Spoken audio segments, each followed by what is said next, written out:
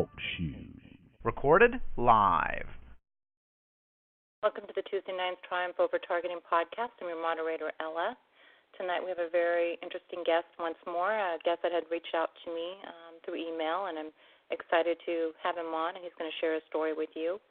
A couple of things. If you're new to the call, please stay on, and we will get you some additional support, some Talk Show podcast numbers, and some helpful links and websites. This is a solutions and educational-based podcast, but the views and opinions of my guests are not necessarily my own personal views and opinions. My goal is that everyone can obtain something out of tonight, especially a feeling of empowerment. If you have any questions, comments, suggestions, or if you're in need of additional support, please don't hesitate to email me at tiangel2016@gmail.com. Okay, so let me go ahead and tell you a little bit about him. Okay, so Raul M is an 8-year military veteran. He has served on 4 combat tours in support of Operation Iraqi Freedom, Enduring Freedom, Resolute Support, and New Dawn, along with contingency operations in globally diverse locations. He has a unique background, having served at both the lowest levels of combat arms units and rose through the ranks to support some of the U.S. Army's highest-ranking officials. His experience taught him about brotherhood and leadership, strategy and sacrifice, and the vision to be successful in his endeavors. Raul became aware he was a victim of remote neural monitoring about 3 years ago when he began raising funds for the company he founded, Dojo, a social media platform designed to enrich the lives of mental health sufferers and prevent suicides. Okay, so Raul, do you want to tell us a little bit more about your background? I'm just curious, like, how it was when you were growing up, if there was any indication of anything possibly that might have contributed to your targeting, and just, go a little bit into your history. Oh, wow. I didn't know we were going to go back that far, but, I guess growing up as a kid, I was kind of a shy kid growing up, but I had a very unique mindset, if you will. I often thought about it at a real young age. I thought about, space exploration and the different possibilities, and I was really fascinated with the cosmos. I was really fascinated with math as well. Mathematics just intrigued me for some reason. The fact that numbers are so finite that you can arrange them and utilize them in different ways to prove different things that are going on in the world, with all kinds of different things, chemistry, biology, physics. So as a young kid, I was just kept to myself for the most part, but I did have a lot of these interesting ideas at a very young age. And, I don't know if that contributed to me becoming a TI, because I don't know if this is something that's been happening since I was born or if this is something that recently started happening, but I definitely became aware of it about 3 years ago, and that's when I was starting, as you said, raising funds for the company I founded, Dojo, and perhaps having a different way of looking at things and looking at things from different perspectives. That's probably what led me to found that company, and chain reaction, if you will. I started raising funds, so maybe it did start when I was a kid and just having a different perspective on life and everything. Maybe that one way or another kind of led to me starting my company and raising funds. Right. Well, maybe we can go back a little bit to the military aspect. Were you aware that the government was involved in any type of programs, whether it be human experimentation or torture or anything like that? I would say no, and that's my honest answer.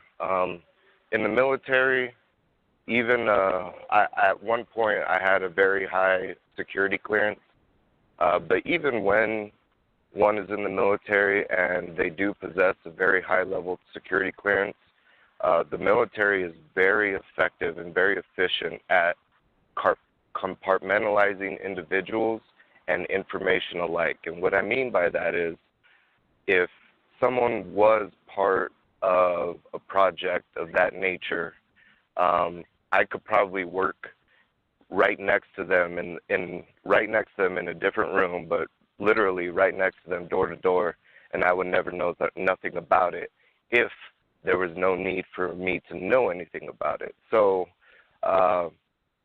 my background started in the military, started in combat arms. It was just about almost a year after 9/11, and I kind of just wanted to get away. So I went to the recruiter station. I was folding my laundry one day, and I was like, well, I think I'm going to join the Army. So I went to the recruiter station, dropped my laundry, went to the recruiter station, and said, what's the quickest way I can get out of here? And they're like, well, you can go infantry. And I was like, yeah, I don't know, maybe something else. So ultimately, I went with artillery, and I did artillery till about 2006, 2007, and then I decided to reclass, which in the military just means change jobs. So I decided to reclass from artillery to IT, and when I reclassed to IT, information technology, they taught me a lot about systems, desktops, servers, networking, routers, switches, as well as network security and the different network security appliances that the military typically uses in their technology environments. And that's how I obtained my high level of security clearance, and that's how I ended up supporting some really high-ranking officials in the military. So I don't have experience with anything of that nature. Really, to be frank with you, most of the stuff I dealt with, as far as like the data goes and the information goes, it was kind of mundane, nothing new. That I don't think it'd be anything new where if I were to say it, the public would be like, oh my gosh, like that's just crazy. Like, with this day and age and the type of media attention that the military has, anything that I did or have knowledge of, it really wouldn't be surprising to anybody. Well, you kind of confirm some of the thoughts about that it's so compartmentalized, because some people think that, if you're in the government, that you know everything that's going on, and that's contrary to everything I've ever learned about the military. It's need-to-know basis, and it is very compartmentalized. And what are your thoughts on targeting originating from the government, though? Well, I have a couple different ideas.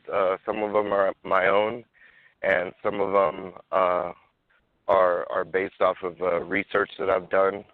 I'll go first off of the research that I've conducted. Much of it is Google. Another person that I pinged up, I don't know if he'd be happy with me saying his name, so I won't, but I will say that he was the very first whistleblower. He used to be an NSA employee, and he actually brought a civil suit against the NSA in 1992. And a lot of the symptoms I was having when I became aware that I was a TI, first off, I was so frightened to even look it up online or anywhere else, out of fear that the harassment would increase. So for the longest time, I was just kind of shaking in my boots, if you will, and just being totally frightened. And then I don't remember exactly what it was specifically, but one day I was just kind of like, you know what? I gotta find out if I'm crazy or if what I'm experiencing is what I think it is. So basically, all my symptoms I had addressed and identified prior to even researching and even becoming aware of the term remote neuromonitoring, or OSEH, which is organized stalking, electronic harassment. And much to my surprise, I became even more frightened when I found that every one of my suspicions was precisely true. And not only that, the evidence document that this whistleblower that I'm talking about, the evidence document that was provided for this civil suit, it was extremely militant in nature. The terminology I was extremely familiar with, SIGINT, comment, I mean, I could go on and on, but the terminology that this person used in this evidence document, like I said, it was just totally frightening because I was like, oh my gosh, like this is real. So I do believe that after conducting research that this probably did start with the military in some way, shape, or form. The research I've done has traced it back to Project MK Ultra, which was a project done. It was conducted by the government, not necessarily the military, but it was conducted by the government, the CIA, if I'm not mistaken, and they were using all kinds of different techniques like sleep deprivation. They were inducing victims with drugs, LSD, cocaine, all sorts of different things to try to change their mental states to see exactly what could be accomplished by carrying out these, in my opinion, these forms of torture. And I think it was in the 70s, the CIA director at the time, if I'm not mistaken, he pretty much burnt all the files related to MK Ultra, and but everything that I've kind of come across kind of leads back to that project. And there was also a lot of universities and private physicians that were involved. I think there's 80 known universities and civilians and physicians that were involved in that project. So who knows the extent that it really went to, because all the documents were, or most of the documents were destroyed when I think there was some type of congressional hearing. Right before that hearing, most of the documents were destroyed. Yeah, it was the church hearing. And it was acknowledged that the existence of these programs existed, but what happened is it just kind of went deeper underground. So, but it was acknowledged, and it was ordered to cease the programs, and they just went, deeper, more underground, and kind of restarted certain names, other names. Absolutely. So that's definitely the research that I've conducted. That's definitely what everything is telling me. My personal opinion, however, I do believe that the government, I don't know if it's military or a different agency, but I do believe the U.S. government, along with other foreign agencies, are conducting remote neuromonitoring, which is also known as OSEH. I believe they're conducting it on innocent civilians. But in addition to that, what I do believe, and I'm sure we'll get into this a little bit later, where I can kind of provide my own insight on how I came to this conclusion, is that they are most definitely using private corporations and civilians to use this technology on unconsenting individuals like ourselves. And, that could be for a number of reasons, perhaps, being a step or two removed from actually utilizing the technology kind of puts a comfort barrier, if you will, from getting quote unquote caught. But yeah, that's my personal opinion, is that this technology may have originated with some sort of government agency, but I think that it's definitely being carried out by private corporations and civilians that work, or employees that work for these corporations. Yeah, I agree with you 100% on that. I definitely do. So what were some, and then to kind of get into, I don't know if this is the right time you want to get into what you noticed and how you kind of pieced it together that this was actually happening to you and that you weren't crazy. Yeah, wow, that's a really good question. When it first started, what I noticed is that people were contacting me, if you will. There's different forms of communication. Us being social beings, communication is really at the core of kind of what makes us tick. We're always communicating with each other, verbally, non-verbally, body language. So there's all sorts of forms of communication. So for at the moment, I'll just stick with that word, communication. I noticed that people from these private corporations were communicating with me at really interesting times. For instance, let's say I had an idea of what I wanted, and all this kind of started with my company and raising funds and started reaching out to different organizations to try to partner with them to get the funds necessary to really build out the platform that I wanted. So at that time, I was really communicating with a whole bunch of different people. And my experience in the military has definitely taught me to be a private person. At that time, I don't think I was on any social media platform whatsoever. I was very cognizant of my private information and who had the ability to obtain that information. So as I was organizing my company and trying to raise funds, I definitely held all my cards extremely close to my chest, if you will. And part of that was, I just didn't want anyone to steal my ideas. So for the longest time, when I would even talk to anybody about my company, before I'd even really mentioned the name of the company, I had them sign non-disclosure agreements, non-compete agreements, and then once that was completed, then we kind of took a technical deep dive on how we may or may not be able to partner. So with that said, I would have these very specific or interesting ideas about what I wanted to do with my company, and nobody knew about it except for me. Like, there was no possible way anybody could know because it was all in my head. At that time, like, I didn't even want to write things down in a notepad. That's kind of how concerned I was about the information that I didn't want anyone to get. I didn't want anything to get leaked because I really felt, and I still do, but I really felt that I was onto something as far as the company that I was building because, simply put, just nobody was using technology in the way that I'm trying to leverage it. So I thought that, if someone picks up on some of this information, they could beat me to the punch and basically push me out of the picture before I even get a chance to build my product. So that's kind of how it started. Okay. What's that? How did you come up with the idea to use that technology, and how did you come up with the idea? I mean, it seems a little obvious about the idea, but I'm just curious why you decided on that.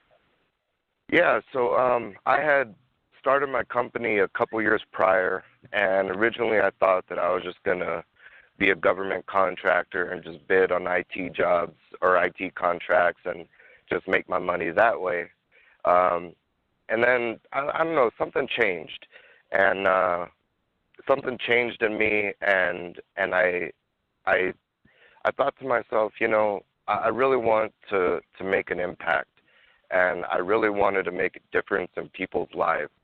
And I was diagnosed with PTSD after coming back from my second combat tour in 2007, and I was kind of struggling with PTSD around that time, and I didn't really know who to turn to and things of that sort. So that's kind of how it started, is I put two and two together, and I was like, well, you know what? Why don't I use this technology that we have available to us, but instead of using it for recreation and things of that nature, why don't we use it to actually change people's lives, to make their lives better? And not only that, to prevent them from committing suicide so that they can continue to live these lives and really try to flourish. So that's when I decided, okay, I want to partner combating PTSD, and I want to partner that with technology and marry the two together into a product, into a platform that's essentially a peer-to-peer group, but it's global, and since it's technology in nature, it fits right in your pocket as an app on your smartphone. So no longer, the days of trying to find the right peer-to-peer support group for you or waiting weeks to speak to a mental health professional, those days would be pretty much over by having this platform on your smartphone in your pocket. Is you could literally contact anybody at any time of the day and get the mental health support that you need. And the ultimate goal of that was to bring mental health suicides bring that number ultimately down to zero. So that's really the mission statement is to, and originally it started with veterans. You know, of course, being a veteran, I had the number 22 suicides a day in my head. So that was part of my mission statement, was bringing that 22 a day down to zero. And as I started getting deeper into it, then I realized, well, veterans are not the only ones that have mental health issues, and they're not the only ones that suffer from PTSD, far from it. So that's when I kind of opened up the doors and made it for everybody, not just for military veterans.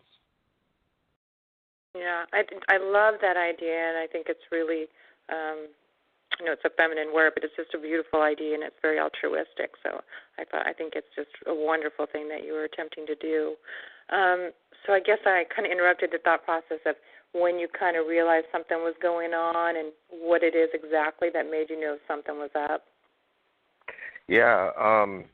So for months, I was quote unquote communicating with these individuals, and it was just like I couldn't put my finger on it. I was like, how the heck do these guys know what I'm thinking? Like, there's no way they could possibly know what I'm thinking. And I started like retracing my footsteps. I'm like, did I email somebody and put too much information out there, and some way, somehow, that information got back to this person or that person? And so it just really kind of had me chasing my tail. I was kind of running in circles for months. And then I remember at the time the company I was working for, because I was doing government contracting as a civilian, and I was working in South Carolina, but my family resided in Atlanta, Georgia. And my company had lost the bid on the contract, so in about 7 days, we're basically notified, hey, you don't have a job anymore. So I ended up uprooting myself from South Carolina and going back to Atlanta. And when I did that, of course, I had a lot of time on my hands, and I was searching for work, and I was also building out my company simultaneously. So kind of had two full-time jobs, seeking employment on a full-time basis and also building out my company on a full-time basis. So I had a lot of time to sit there and think. And I remember I was sitting on the sofa one night with my wife, and it hit me. I said to her, what if you could develop a technology where you could read people's minds? And all of a sudden, when I did that, my phone started chirping and making audible noises, which, by the way, had been happening for a while. So as I would have these, certain thoughts, one of the forms of communications they would have with me is they would make my phone, beep and stuff like that. And I check my phone, and there's no alerts. There's nothing like that on the phone. And I'm like, what the heck is going on? But yeah, one of the things that kind of led me to that conclusion is I can still remember it now. It was Halloween, and I was in the middle of the street while my kids were going door to door, and I was watching them as they were going door to door trick-or-treating.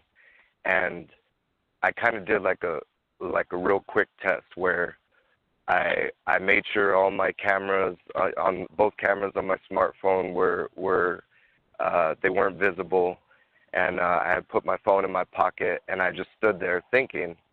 And as I was thinking, my phone started, going off, going all crazy. And like I said, that was one of the forms of communication they had with me at the time. And so that kind of led to the thought that I had when I was sitting on the sofa. I was like, the only way they could possibly know or be able to know what was going on is if they had some type of technology that knew what I was thinking. And when you think about it, without researching, remote neural monitoring, or OSEH, it's really not that far-fetched. All human beings have, some people call it an aura. Science calls it an electromagnetic field. But all human beings have this, have this energy field around them, and the brain operates at the same frequencies as our wireless technology.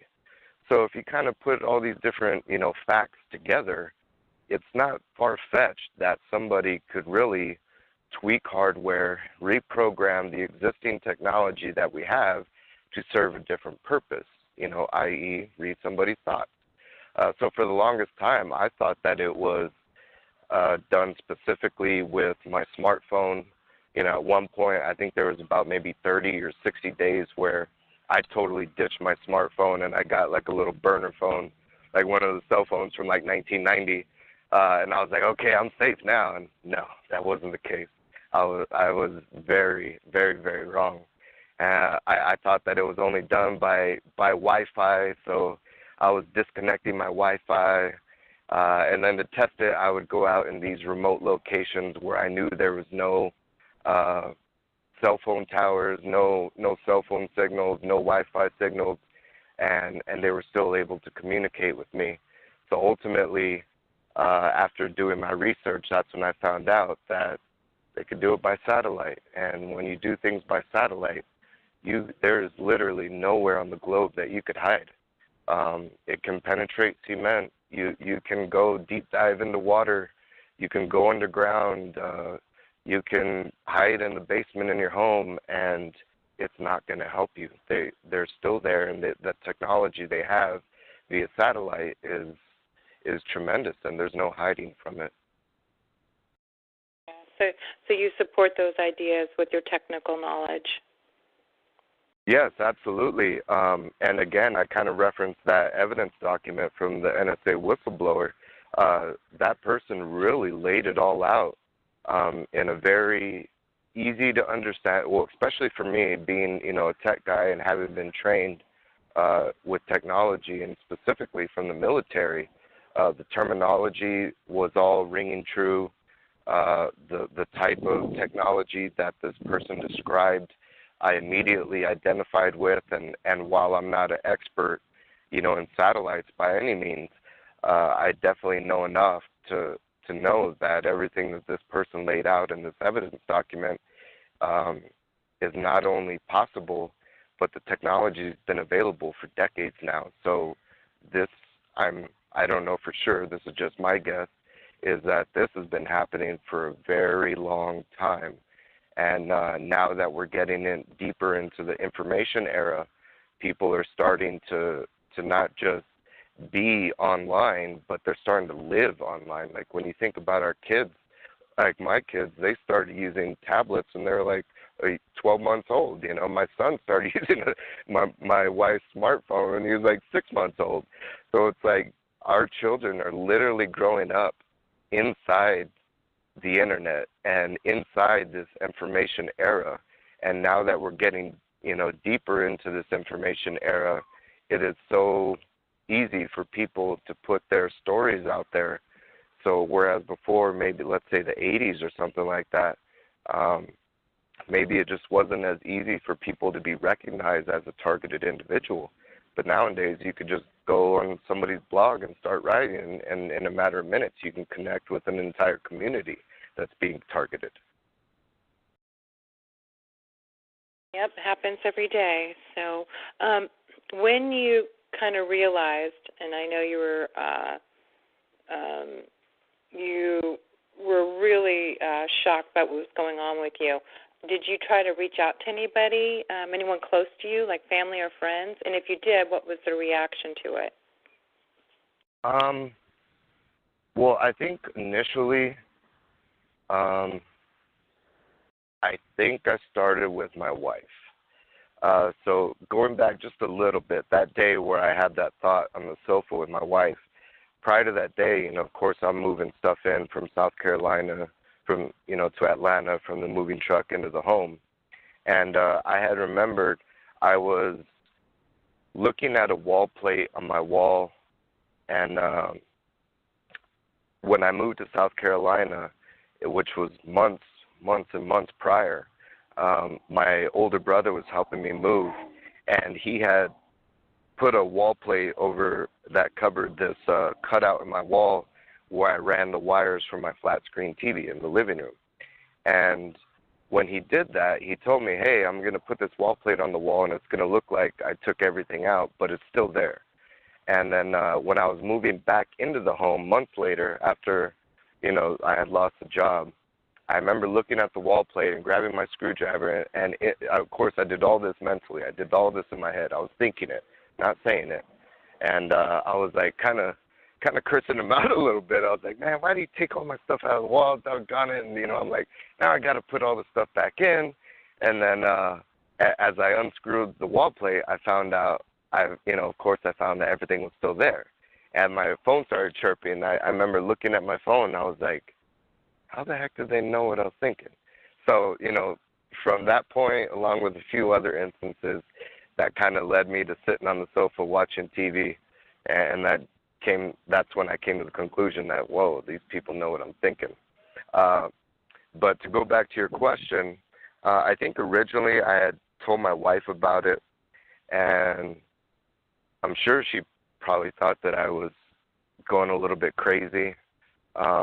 I'm sure she probably thought that a lot of it was due to my PTSD, and perhaps my PTSD was somehow, obscuring my ability to think clearly, and I was basically hallucinating, or I was allowing my PTSD to be exasperated and affect other parts of my life. And there was even one time while we were in the Atlanta home, and I was thinking to myself, because I was trying to build out the platform on my own for a little while, and I was kind of stuck. I had built out my servers and everything, and I was trying to figure out how to configure this certain software. And it was basically, I was stuck at a fork in the road, if you will, where I could either go left or I could go right. And if I chose the wrong path, then I pretty much had to tear everything down and rebuild it. So I was kind of like stuck, I was like, man, I don't want to make the wrong move. And so finally I kind of decided on the route to go. And all the lights in my house started, it wasn't necessarily a flicker. They were more like shutting off and turning back on. And I think it was in a sequence of three flickers, or three blinks, if you will. So the lights would go off, one count, turn back on, one count, turn off, one count. So it was very controlled. Like, this wasn't something that was random. And when I did that, I was like, oh, well, I guess I'm making the right decision. And my wife comes into the room, and she was like, oh, my gosh, you see that? She was like, what the heck's wrong with the lights? And I was like, I'm telling you, they're talking to me. And she was like, you're crazy. Like, it was just some type of electrical, miswire or something. I was like, okay. I was like, sure. I was like, it's right in front of your face, and you still can't acknowledge it. So she goes back into the kitchen, and then they did it again. And then she comes back in. She's looking at me, and she's like, did you see that? I was like, of course I did. I was like, I'm trying to tell you, they're communicating with me. And she's like, just looking at me, and she's like, oh, whatever. And so it was right in front of her face, and she still wasn't able to really acknowledge it, in my opinion. But I think it started with her trying to convince her everything that was going on, while at the same time trying to present it to her in a fashion so that she wouldn't think that I'm crazy, or wouldn't try to blame it on my PTSD. Eventually I reached out to an old Army buddy, and I just kind of took a shot in the dark, and I was hoping that he would believe me, and I wasn't sure how he'd react. And I didn't tell him everything, but I told him, the meat and potatoes of what was going on, and he believed me. And thank goodness, he's been there for me ever since I brought this to his attention. And he's really the only one that's really really acknowledged it, and really continues to help me if I need help. At one point, when I don't know if the harassment was the worst, but the way I was reacting to the harassment was definitely the worst it had ever been. So it kind of just got to a point where I was breaking down mentally. I was very angry all the time. I would always have these mental conversations with all these different individuals. They were communicating with me in new ways. For instance, They would make my phone flash. They would make my computer screen flash. They would make my computer make audible noises. My phones would make audible noises. There was even one time where I was doing a lot of my own personal research on Sir Isaac Newton. And Sir Isaac Newton was given the honor of choosing his own coat of arms. And when he chose his coat of arms, he chose cross tibiae, so the bones in your legs. So basically, it was like it almost resembled like a pirate's flag, if you will, just without the skull. It was two crossbones in the form of an X. And I started thinking about it and researching it and trying to figure out why would somebody choose cross tibiae for their coat of arms. You know, like that just seems a little bit awkward or a little bit odd. And I found some of the books in his personal library, and one of them, if I'm not mistaken, all of them have been released to the public. But one of them, the name of the book is released to the public, but his actual book was never was never actually published or made available to the public. And it was also noted that this one particular book was heavily annotated with his own pen, by his own handwriting, and more so than any other book. So immediately I was like, holy cow, like what's the importance of this book? And it was basically a handbook for the secret society called the Rosicrucians. The Rosicrucians were kind of a precursor to the Freemasons. And so I started looking into Rosicrucians a lot and doing all sorts of my own personal research on Isaac Newton and Rosicrucians and the connection between the two. And then ultimately it hit me. I was like, the cross tibiae was because Sir Isaac Newton meditated. You know, whether he did it for whatever reason, who knows, spiritual enlightenment, you know, just to, you know, blow out some steam at the end of the day, who knows his reasons why. And nowhere does it really say that he meditated, but that's the conclusion I came to, is I was like, there's no other really valid explanation in my mind why somebody would have this extremely annotated, basically manual about a secret society, choose cross tibiae for his coat of arms, unless he was really, really big on meditation. So what these people started doing is they would make my phone flash. They would put X's all over my phone, like all over the screen. So if you looked at it, it would be like, even if I pulled up like a web page, like the web page would just be full of X's. And I was like, what the heck is going on? Like, you know, and then all of a sudden it hit me. I was like, Isaac Newton. And then they started flashing my screen. I was like, oh my gosh, like I can't get away from these guys. Like I can't even have like a personal hobby and, you know, research, you know, prominent figures in our history and in our, you know, history of science and technology without these people, you know, like they just won't give me a break. So at this point, like I was really in a bad place mentally, and I had lost like 30 pounds in a month. So I was losing like a pound a day. And keep in mind, I wasn't exercising at all. I was just sitting in my home office all day, every day, you know, talking to these people in my head and trying to figure out a way to hide from these different forms of communication, because I just kind of wanted them to stop.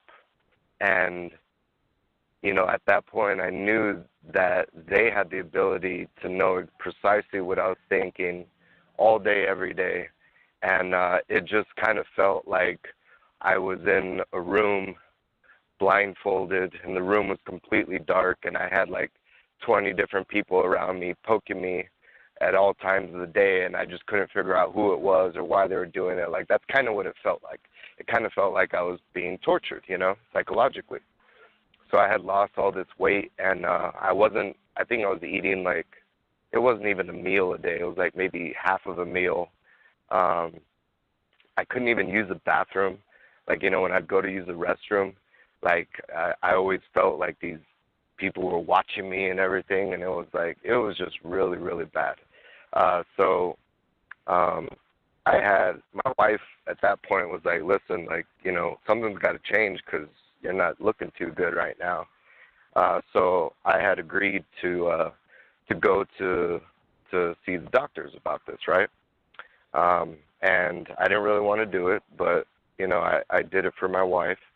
And when I told them I was very honest with them. I told them just about everything that was going on, and told them all these different people were involved. And at the time, I believe they were trying to steal my company out from under me, because, of course, the doctors were like, well, why would somebody do this to you, you know? And I was like, well, it has to be my company. You know, they're trying to take it from me.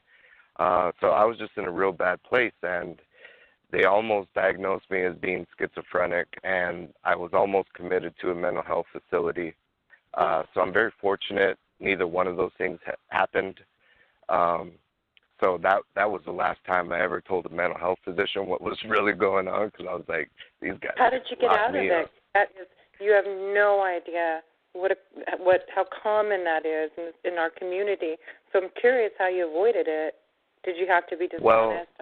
Well, yeah. So that day, I had agreed to go to see mental health doctors specifically, and being without a job, I didn't have insurance, so the plan was to go to the VA in Atlanta.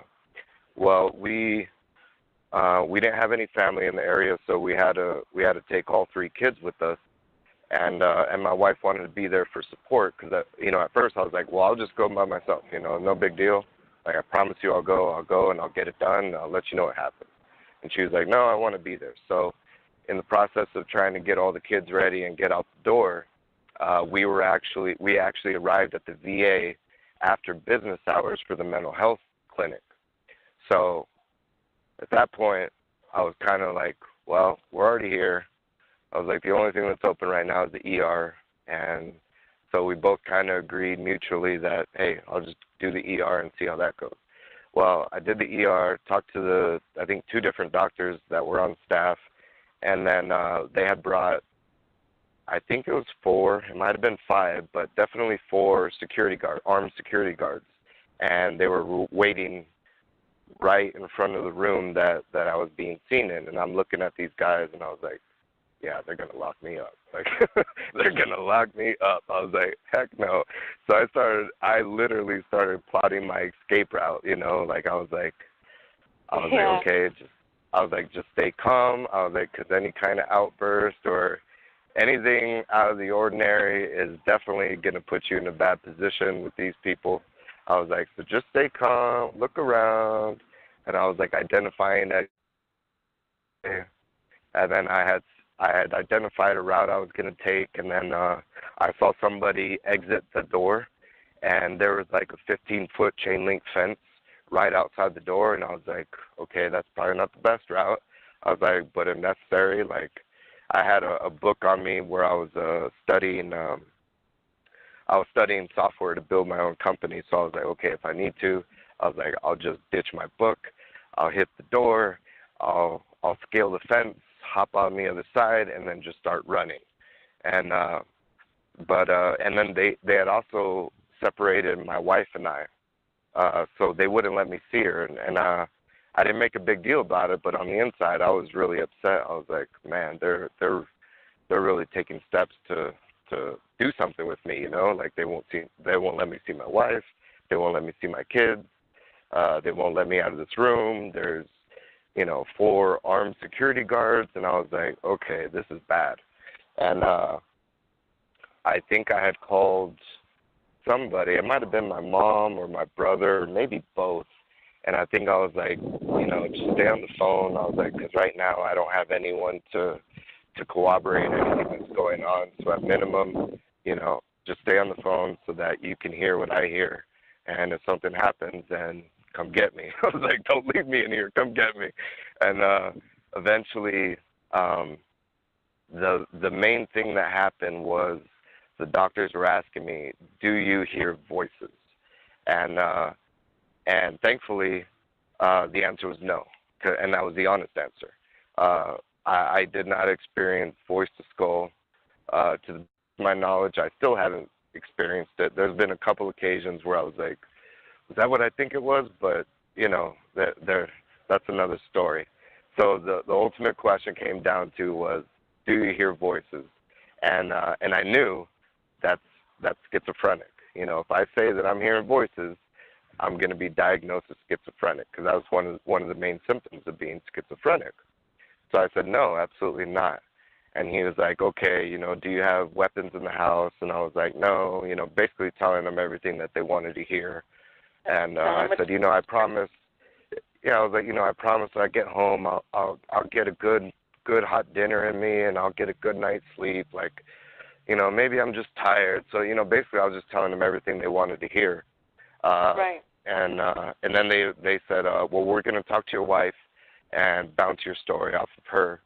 And if everything checks out, then we'll let you go. And I was like, okay. So, again, I didn't have the opportunity to talk to my wife. So I was like, please let her just say the same things that I did.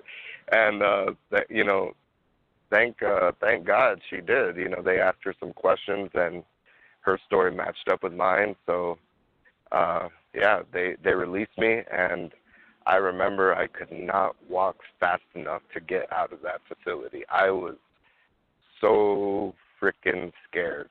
Like, I was like so close to getting committed to a mental health facility for telling the truth. And so ever since then, I've never told enough the truth about what I've been experiencing. But after that, immediately after that, my dad and my uncle came to spend a quick visit with me, and I had taken them out to the park because I didn't want the kids to overhear this type of conversation. But I took them out to the park, and I explained everything that was going on. And my dad was in the military, and I can't really say what he does, but he has a lot of knowledge about different things that go on in the military. I don't even know exactly how to say it, but yeah. So my uncle's never been in the military, and he immediately kind of looked at my dad and said, like, is any of this possible? Like, what he's talking about? And my dad said, well, I don't know anything about it. And he's like, but he acknowledged that there were certain things that I was saying that were correct. That we do have electromagnetic field, and there is technology out there that nobody really knows about, and who knows how it's being leveraged and how it's being utilized. Specifically, he kind of acknowledged my comments in regards to my technology devices being hacked, my smartphone, my computer. He was like, yes, that is possible. Like, definitely, absolutely, it's possible. And that information is nothing new, but the way they're doing it was pretty nuts. But yeah, I think those are kind of all the people I reached out to. And then most recently, it was about 2 weeks ago, I would say, they have been pretty quiet for a long time, and they had just left me alone. And then about 2 weeks ago, something happened, and the communication started up again, and I immediately recognized it, and I was like, okay, I know where this is going, and I'm not okay with it. I told all you guys to basically get lost and leave me alone, and I thought you did, but now, like, I figured out they're never going to leave me alone. So I said, okay.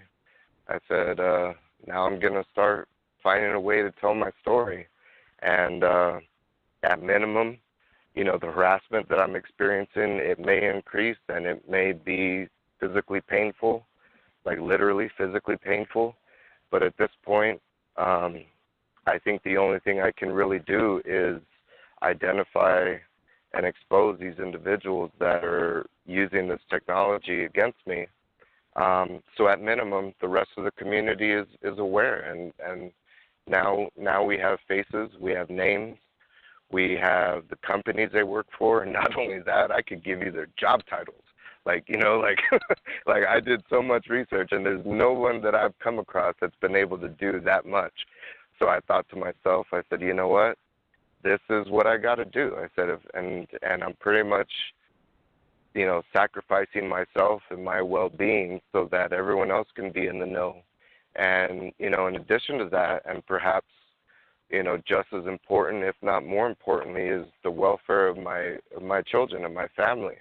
You know, God forbid they grow up, because they're still young, and God forbid they grow up and they're like me, and some way, somehow, they become aware that they are also TIs, and they go through the same things that I went through mentally and physically.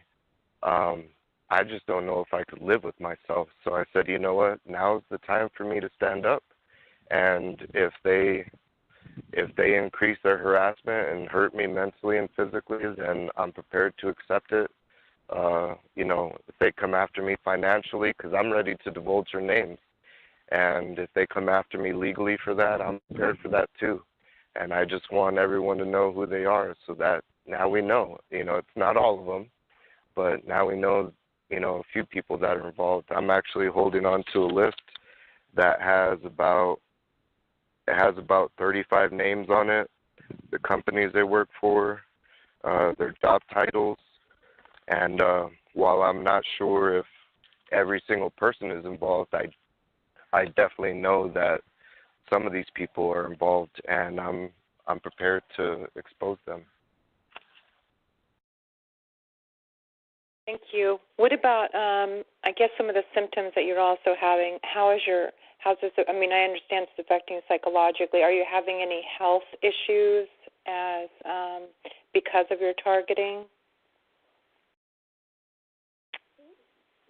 Not quite. Not that I'm aware of, anyway. And that's kind of why earlier in the show I was saying that I think that this type of torture and this type of harassment is being carried out by private companies. And here's my reasoning, here's my theory on that, is because, one, I already mentioned, it offers, at minimum, the persons who develop this technology or own the technology, if you will, they're one step removed by having a third party execute and utilize this technology. But two, if you have such a powerful tool, a technology that's so powerful as this, then you can't just give it to a third party and just let them utilize it any way they see fit. So there has to be some sort of constraints. For instance, to the best of my knowledge, I have never experienced voice to skull. I also, to the best of my knowledge, I don't think that the physical pain I've experienced has been as a result of this harassment. So for the longest time, I was thinking to myself, well, if these guys and gals could hurt me physically, they would have done it a long time ago. So I was thinking, well, there must be some sort of constraints between the owner of this technology, you know, most likely a government agency of some sort, which prevents these private technology companies from just going out and, let's say, hurting their competitors, you know, for instance. So, yes, they have the technology. Yes, they could utilize it. Yes, they can monitor. Yes, they can communicate. But are they physically allowed to hurt somebody to the point where, you know, maybe even somebody dies? You know, my answer to that for the longest time was no. However, when I started contacting everybody to try to get my story out, especially you, Ella, I've been experiencing physical symptoms. And it's two different things at the moment.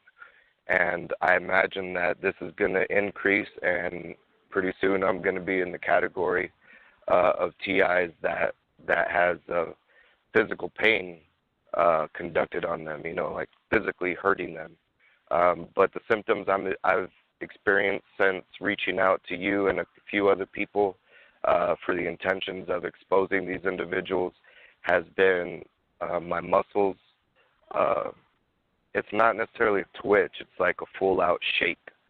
Like certain specific muscles, or isolated muscles, if you will will just start shaking when I have thoughts of exposing specific individuals. And as I have thoughts of exposing these individuals, my ears will pop.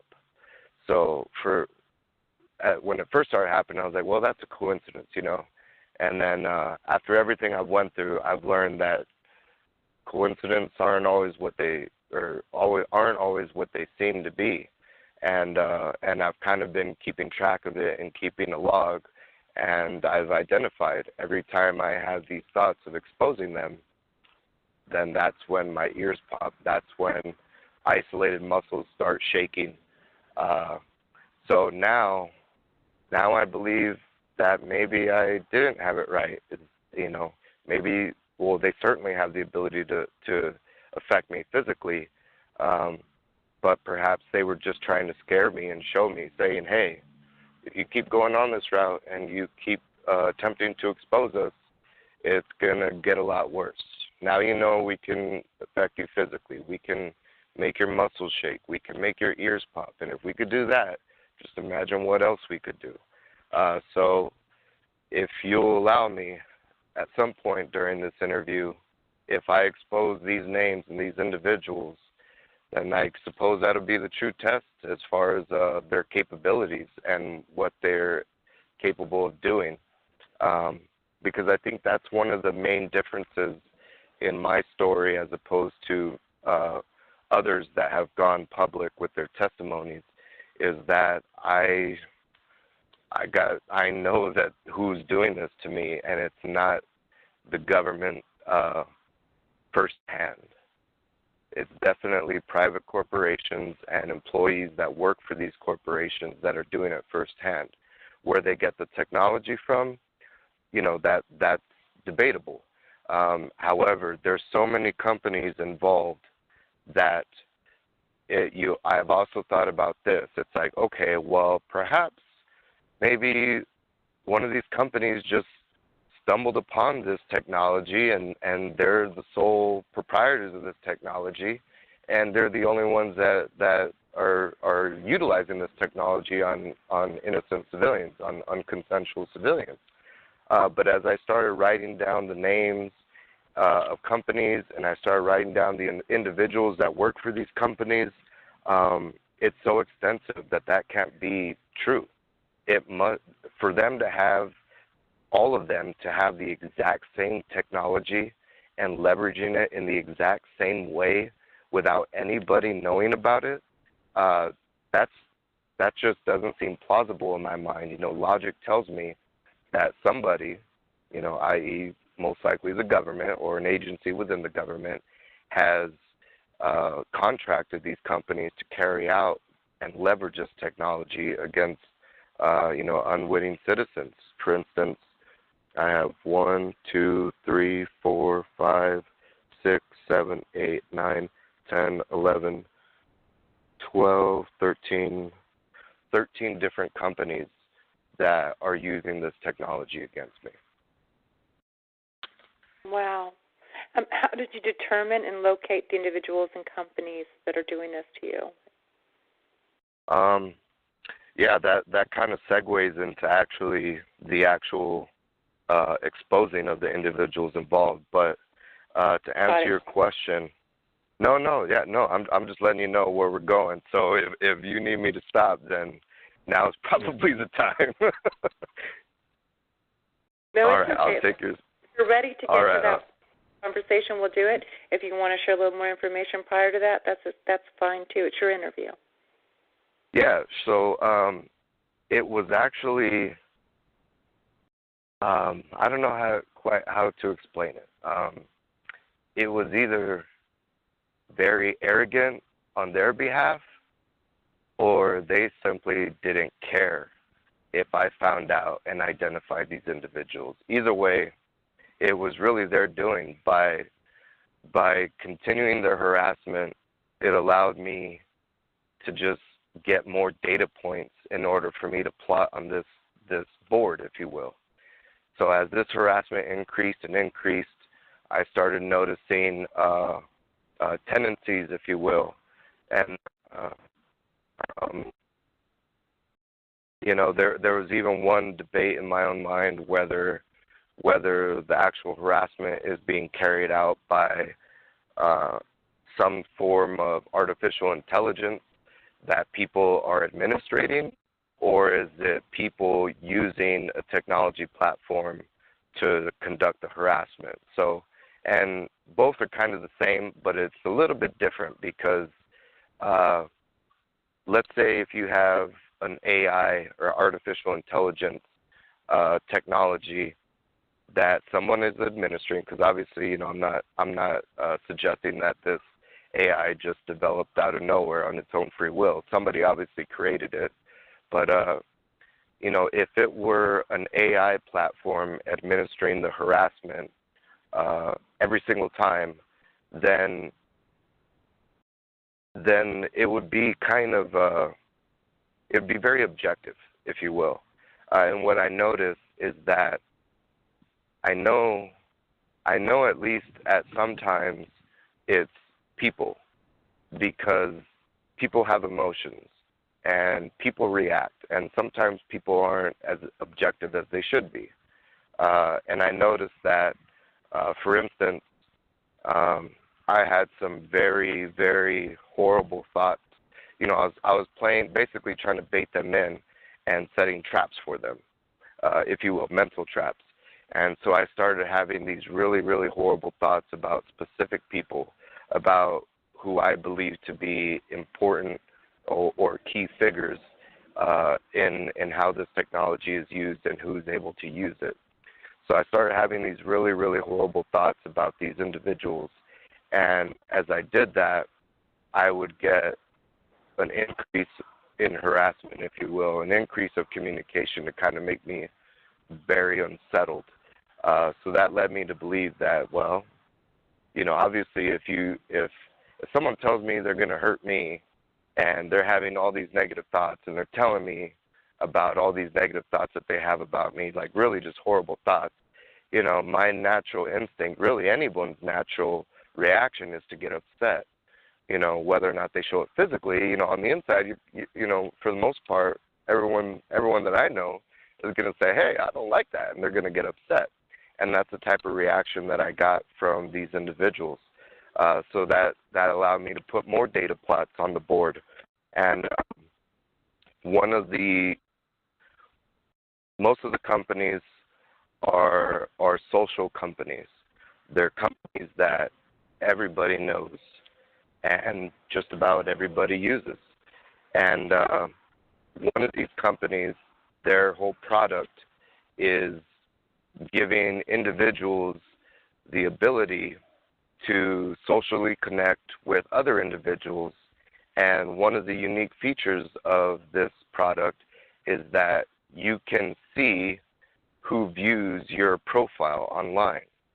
So there you get to see a picture of them, their names, their job titles, who they work for, places they've gone to school, a personal bio, links that they're partial to, whether it be a company link or a blog or a link to their company, to a personal website, or maybe like for me, at the time I used to read the MIT news. I was being a tech buff. I was always frequenting MIT's website to see what type of news they were putting out. So you could get all sorts of information on an individual just by going to one single page. And on this platform, like I said, you could see precisely who is viewing your profile. And that's how I got their pictures and their names and everything, because I was like, wow, these guys are so arrogant that they think they could basically show up right in front of my face and I'm not going to be able to identify them. So that's how I started doing it, is using their own technology against them, using their own harassment against them. Every time they would harass me, they would expose themselves just a little bit more than the previous time. And I was able to use that against them to ultimately, produce this list of all these companies and all these individuals. And it even got to one point where when I basically got so upset and I was like, I want all of you guys right before this happened, I remember I was taking a video back to a Redbox, and they were flashing my phone and making my phone beep, and I was by myself driving, and this was right after I went to the mental health doctors, and I barely got out of there, so I was real upset at this point, and they were really messing with me during the drive, and I was like, I remember my stomach just started cramping up and tightening, like it was really weird, like I felt like I had to throw up, but at the same time I felt really hungry, which I'm sure I was hungry, but it was just like this really horrible feeling in the pit of my stomach, and like I literally pulled over and I started hunching over in the driver's seat, and I was like, oh my God, and I was like talking to them verbally, and I was like, you guys know you're going to kill me, right? I was like, please, like, stop. I was like, you guys are going to kill me. And then the phone started going off even more, and then that's kind of when I came to this realization. I was like, okay, that they're trying to hurt me. Like in any way they possibly can, they're going to try to hurt me. Basically making a physical list. Like everything went from like being a mental log to being a physical log, and little by little I started putting all their names down, and right around that time, that's when I told them, I was like, just please, just get lost. Like, everybody, just get out of my life. And I was like, and you know what? Like, again, like I said, I was very angry at the time, and I was in a real bad place mentally. And, you know, I basically told them, I said, it may not be today, it may not be tomorrow, it may not even be next year. I said, but one day, I'm going to find you guys, and then you're really going to have to deal with me. You know what I mean? No longer are you going to be able to hide behind your computer screen. You know, one day we're going to meet. You know what I'm saying? Like, I was real upset. And so when I did that, I was like, if you guys are good and you're kind of being pushed into this technology, I was like, come out and tell me now so that I don't have to worry about you, or I don't have to identify you as being a bad person. And when I did that, I don't know the exact number. I'd have to check online. But about 5 or 6 of them, you know, I'd say 5 to be safe. About 5 of them actually connected with me via LinkedIn. So I was like, holy cow. It's like, so these people are basically telling me, hey, Raul, I'm not a bad guy. And to prove it to you, I'm going to connect with you on LinkedIn. Like, we're friends, right? Like, that's kind of like what they were saying, you know? But, yeah. Wow. Yeah. Okay. That's great that you were able to kind of figure that out. Yeah. So I guess now, what kind of activism do you have in mind? I understand this is one step forward. Do you have any thoughts about what's going to happen in the future? What do you think about the survey that Bill Binney and Kirk Weaver, I know I mentioned that to you before. What do you think? Do you think it's starting to come out more? What are your thoughts on that? Yeah, so I've identified multiple ways on how they will most likely retaliate. One thing that you said to me yesterday, you know, before we were doing the show, you gave me a quick call, and you said, you know, I don't know what's going to happen. They may just stop harassing you, or it may increase, you know, but they may stop. And I didn't want to tell you, but yesterday I was so anxious in a bad way. Not anxious like, oh, I'm going to see my hubby for the first time in 2 years. Like, no. Like, this was like, oh, my God, I'm about to expose all these different people that are harassing me. Like, who knows what the heck they're going to do to me. And I was feeling so horrible. And when you told me that, like, just hearing somebody else say, like, they may stop, I know they won't because they'll never stop. But just hearing someone else say that, just it took away a lot of the anxiety, so I appreciate you telling me that. But I kind of alluded to this before. They could put different ways they could potentially retaliate is legally, financially, physically, of course, you know, with physical pain. And like I said, while I don't think that I've experienced physical pain as a result of this harassment, I've heard many testimonies about the different things that can be done and how it feels. And I'm going to be honest with you, I'm not looking forward to it. And I'm going to be honest with you, I am so frightened right now. But I'm not going to stop. I'm not going to stop until I feel like I've done enough. And yeah, it takes a lot of courage what you're doing. And I remember you told me, girl, that's not like me. I'm not going to back down in a corner. That's against my nature. So I thought that was really telling about your character. Yeah, you know, I mean, it may not seem like it to some people, but I actually care a great deal about the few friends that I have, my family, and you know, like I said, I may not display it at every moment of every day, at every particular event, but I care very deeply for them, and not only that, for just people in general, for strangers. Like, I mean, I really do care about people, and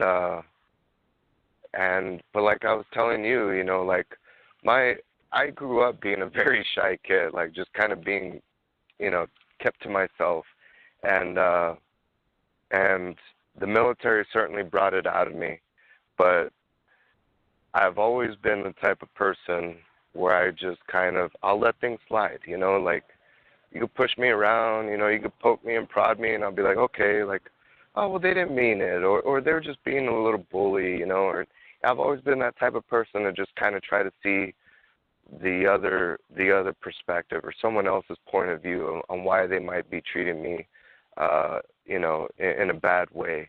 But there's also this side of me too that once I've had enough, like that's where I draw the line, and I've had enough, and then I'll stand up for myself, you know. So there's only so much that you could do to a person before they finally take a stance and start, you know, for lack of a better word, starting to fight back. And, you know, I don't know if I'm choosing that word correctly, but essentially, you know, I'm doing this for myself, I'm doing it for my family, and I'm doing it for everyone else. All these people that know that they're targeted, I'm doing it for them. So now they can see and they can be aware, you know, like when they think they're online and they're just doing something, you know, using a platform or a product that they may use every hour of every day, you know, now they're going to know who's behind that technology and how they're using it against them. And this is also for the people that aren't even aware that they're targeted, because I think there's so many more people that are targeted that they just don't even know. And if you think about that in an objective way, it's almost like they're enslaved to these people and these people using this technology against them. You know, like they essentially have their thumb over us at every moment of the day, and at any time they can tap into any one of us and say, I wonder what Ella's thinking. I wonder what Raul's thinking. You know, I wonder what Terry's thinking. Let me go ahead and just listen for a little while. And for what purpose? Is that to make better products to sell to us? Is that to just data mine everything that makes us human, to figure out what makes us tick, what we think, how we feel? You know, there's so many different arguments that one can come up with as to their exact intentions. But my ultimate point is that the targeted community, in my opinion, is just a fraction of what's really going on. We're just the ones that, for whatever reason, one way or another, we become aware. But there's so many others, you know, that are just unaware. So this is also for them, so that maybe even if I can get through to one person and where they say, holy cow, like I didn't even realize it, but I am being targeted, then this is for them too, so that they can also be aware. Yeah. I think that's what a lot of us hope, you know, that you can reach people that don't really know what's going on and kind of, you know, kind of confirm or validate their experiences and kind of educate them in a way that they can either confirm or realize maybe or think maybe that's not what's going on with them. So, yeah, that's commendable. So Right. Thank you for that. Thanks for coming forward. So do you want to share any other information? Because I know there's people that have questions for you. So would you like to share anything else before we go to the floor? Yeah, I think I got one thing to do before we do that, Ella, if it's okay with you. Sure.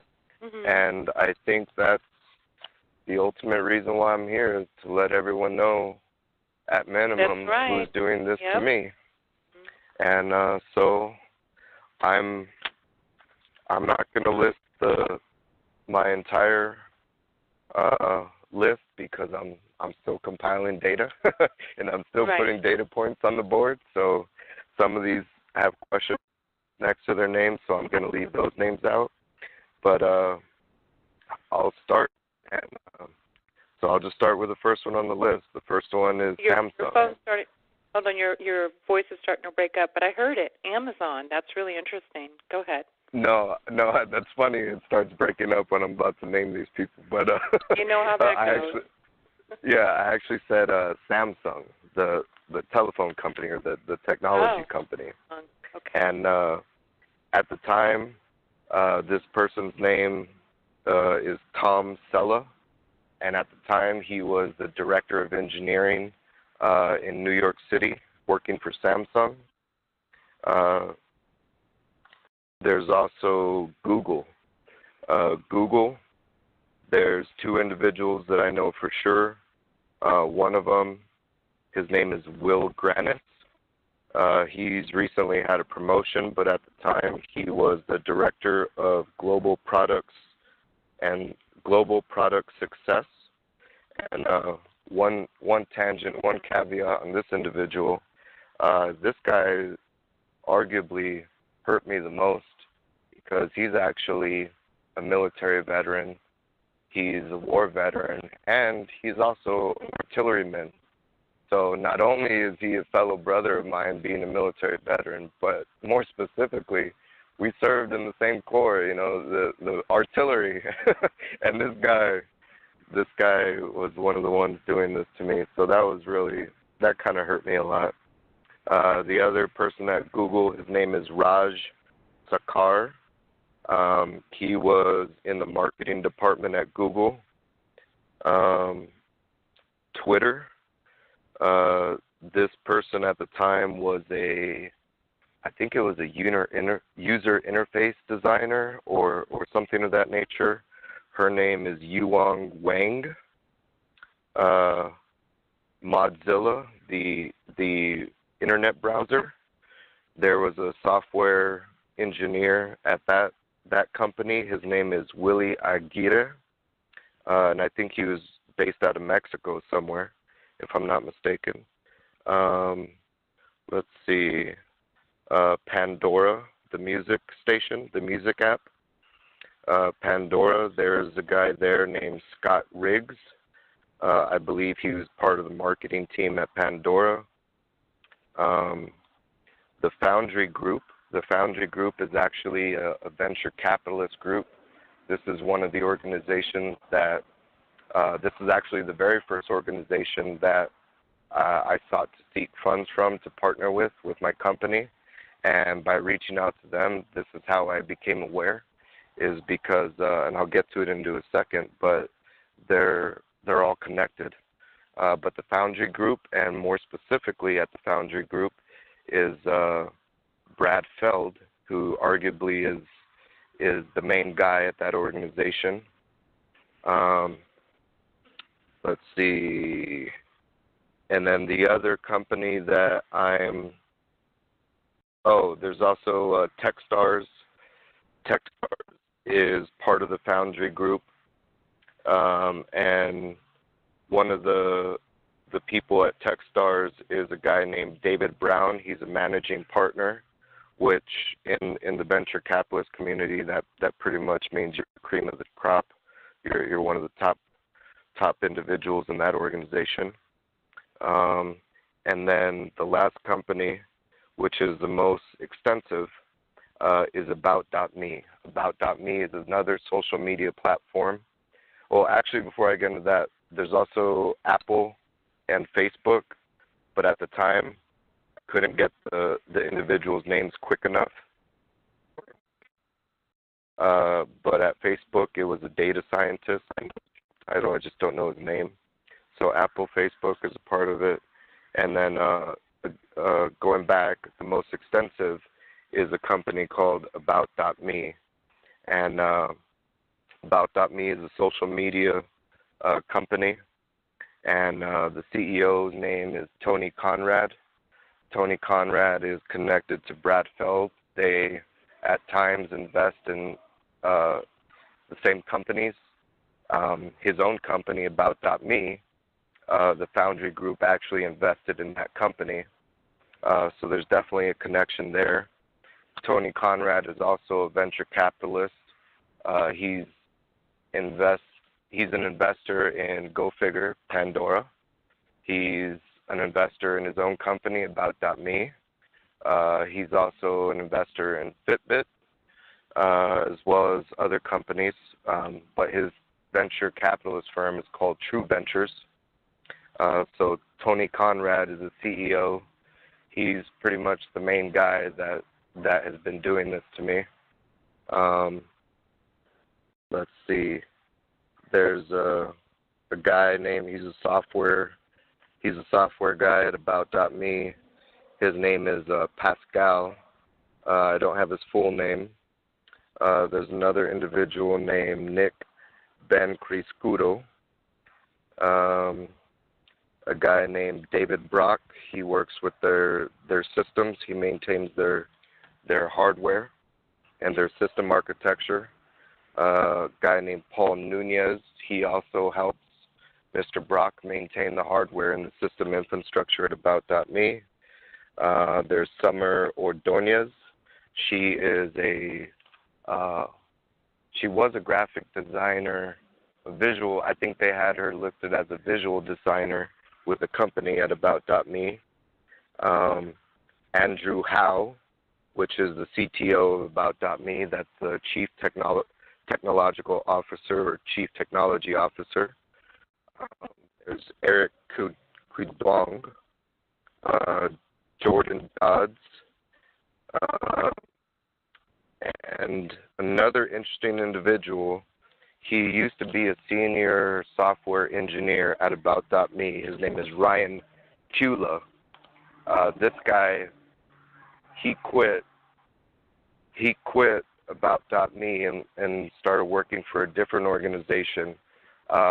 Shortly after, I asked everyone to just kind of stop what they're doing and get out of my life. So, I mean, there's a couple ways you could look at that situation. Perhaps this individual said, you know what, I'm not okay with the way we're using this technology, and for that reason, I'm going to leave the company. Or perhaps he just got a better offer at a different company and decided to move on. Who knows? But that individual is of particular interest to me because since he no longer works for About.me, I think he's in a unique position where if he wanted to, he could definitely shed some light on what these individuals and what these private corporations are actually doing. There are many more names on my list, but like I said, at this time, I'm still conducting research and still plotting data points on the board. So at this time, I'm going to choose to leave their names out of this interview.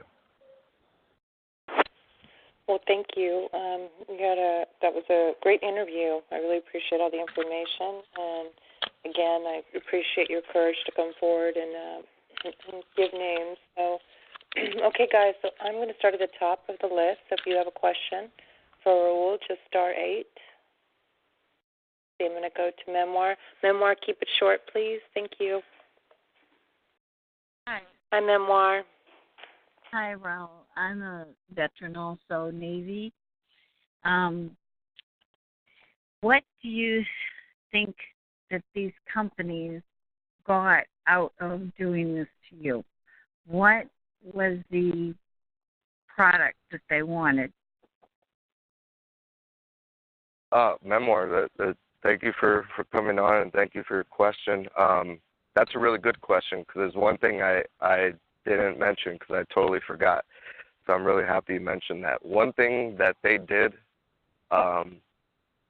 and I forgot to write down the date, but I could actually research and give it to you later if you want. But one thing that they did is that, which is the reason why I thought they were trying to steal my company from me, is that I had developed a color palette that I wanted to use for my company, and I did a lot of research on colors and the way people react to colors, specifically how they emote or the different types of emotions people have when they see a specific color.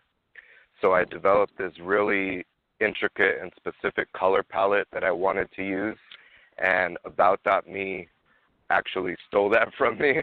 And if you look, their logo is my primary color in the color palette that I developed.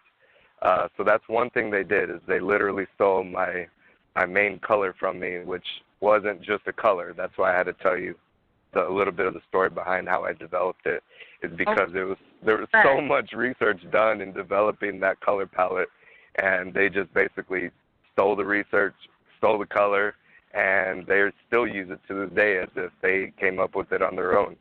Okay, but the other thing, there's several other, all these companies that you stated are involved. Now, another thing, too, is I want to tell you right up front, don't be afraid anymore. Don't be scared of these people. Don't be scared of what they can do to you, because they can do everything to you. They can do everything that they want to do to you, but don't be afraid of it. I've been a target since 1996, and they have done everything that you could possibly imagine to me, including breaking bones, concussion, you name it, body slam me, cut me open, and I'm still standing. I'm an old lady, so I can expect more from you. If you want to get in touch with some people who understand about this, know about this, and is military, get in touch with a website called SOFREP, SOFREP, and his name is Brandon Weber, and they do work with PTSD and veterans who have contemplated suicide. They do a lot with that work with veterans, and they're online. You can email them, whatever, but they're a wonderful group of guys, really wonderful, and you can get a lot of information from them, and they'll help you. Now, let's get back to your question. The question is, why do you think all these other companies were involved with you? Well, it definitely started with the company and trying to build it. You know, it's kind of what I'm trying to do for other people is a unique way of offering mental health support and marrying that support with technology. One, perhaps they were simply just intrigued or interested by what I was trying to do and what I am continuing trying to do. The other thing is, they wanted to know what I was thinking. They wanted my ideas. They wanted to know what makes me tick. And what they will do with that information, who knows? They've already done a little bit by taking, you know, my main color, my color palette. But also, I've actually asked them this on several occasions, you know, like, why are you doing this to me? Like, what is your intent? What is your purpose? And it's actually in the different ways that they communicate. A couple times they confirmed that they're just trying to hurt me in any way. And when I said, you're just trying to hurt me, and I got confirmation of that, you know, with my ears popping or my phone making noises or my screen flashing. And then I elaborated a little bit further. I said, so how are you trying to hurt me? And I was like, in any way you possibly can, right? Like, you're just trying to make my life miserable. And they confirmed that as well. So, you know, the precise intent or the purpose of what they're doing, in my opinion, kind of remains to be seen. But one, they definitely took my main color from my color palette. So my ideas. They're definitely taking that. And then also, they're just trying to hurt me. Well, thanks for answering our question.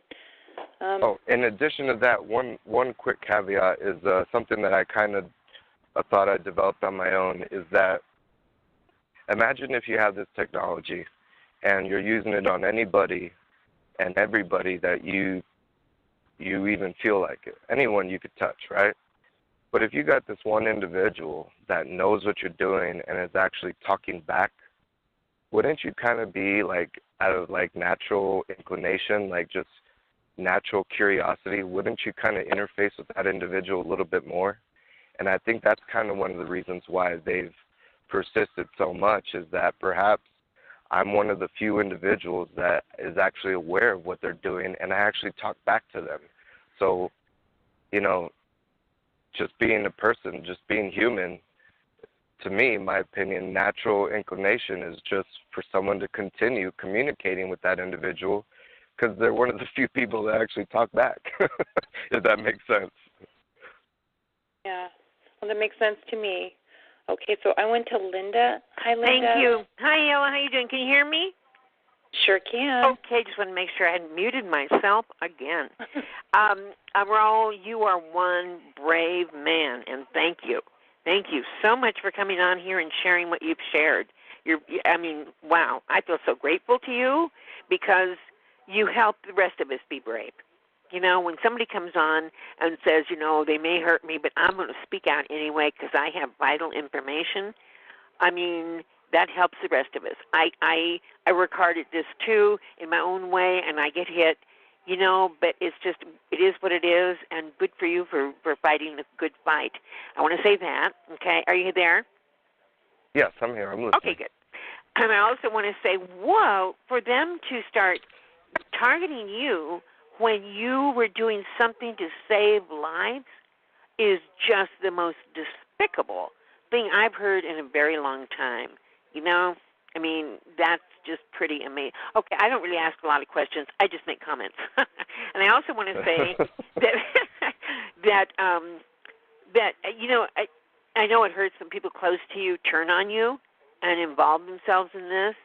And I just, you know, I do have a brother-in-law who has a company, and they wrote software for the Jews, and they were government contractor in 2003. Went, you know, did a lot of stuff for the war, and my sister set me up to be a test subject in 2001, and I know the feeling. It is devastating, but you know, it's what they can do to people, I guess. You know, but thank you so much for being here. Oh, thank you for your comments. I hope that helped in some way. Oh, you have. You have. It almost brings me to tears. It would be so, but I cry easily. I want you to know, and I'm in a really bad place. But it's very heartwarming that you would actually step up and do this. Thank you so much. Come back and stay in touch with us. Make sure you stay in touch with us because you have taken a huge step. Let us know that you're okay. Okay? All right, I will. Thank you. Don't go away. Let us know. Okay. Thanks, Ellen. Thanks, Linda. Uh-huh. Okay, so I'm going to go to guest 7. Hi, guest 7. Hi. Can you hear me? Do you have a question? Yes. Do you have a question for our guest? Yes, I do. Thanks. This is my first time calling in. I just wanted to preface that. I have been listening to some of the older shows. Okay, Raul, what was the course of treatment that they had you go through when they diagnosed you originally with a post-traumatic stress disorder? Well, originally I was diagnosed with it, and then admittedly I didn't go to any treatment because I was still active duty at the time. And at the time, PTSD was something that nobody talked about. And those who did, especially if they're in the military, they were ostracized from the rest of the unit, and they were immediately labeled as crazy. So when I was diagnosed, I was like, I'm not going through the same thing as everyone else, and I just kept it to myself. And I didn't seek treatment until after I got out of the military. So that was, you said that was 2007? Correct. So I want to wrap my head around this. So the culture in the military with a diagnosis of PTSD was, well, for lack of a better word, it was bullying? Was that the kind of culture that was created around that diagnosis? I suppose so. At that time, that year, with the unit that I was in, it was definitely frowned upon.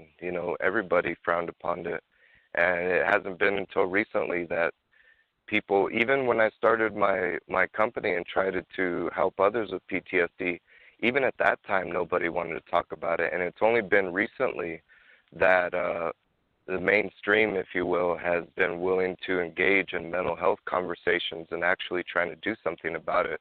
So in the past year or two, I've actually seen multiple corporations develop products that are similar to mine, but they still don't got the juice that I think I got, if that makes sense. But now there's more and more people starting to talk about mental health and well-being than there ever was, in years prior. Okay, well, back to my original question, do you recall what I heard you say that you didn't go through with the course of treatment, but what were they, quote, prescribing? Was it counseling? What type of program would you have gone through, like DBT or mindfulness, those terms, anything like that come up at that time? No, at that time, there was really no treatments like there is today. When I was diagnosed, it was kind of like within days after I got back, and I actually was so upset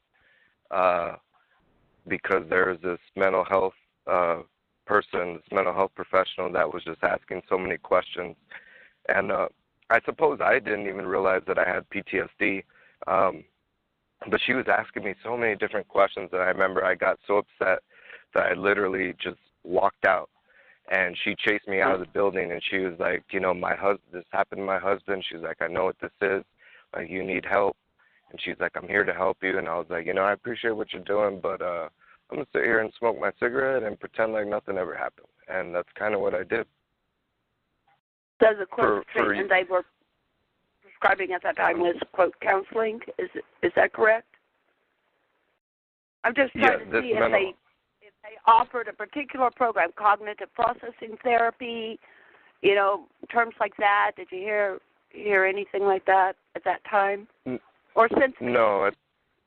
At that time, this individual did offer to help me, but I made it pretty clear that as an active duty service member, I wasn't going to seek help because I didn't want to be one of those individuals that was, isolated and ostracized. So I think when she noticed that I wasn't going to accept any help that she had to offer, she just kind of let me go.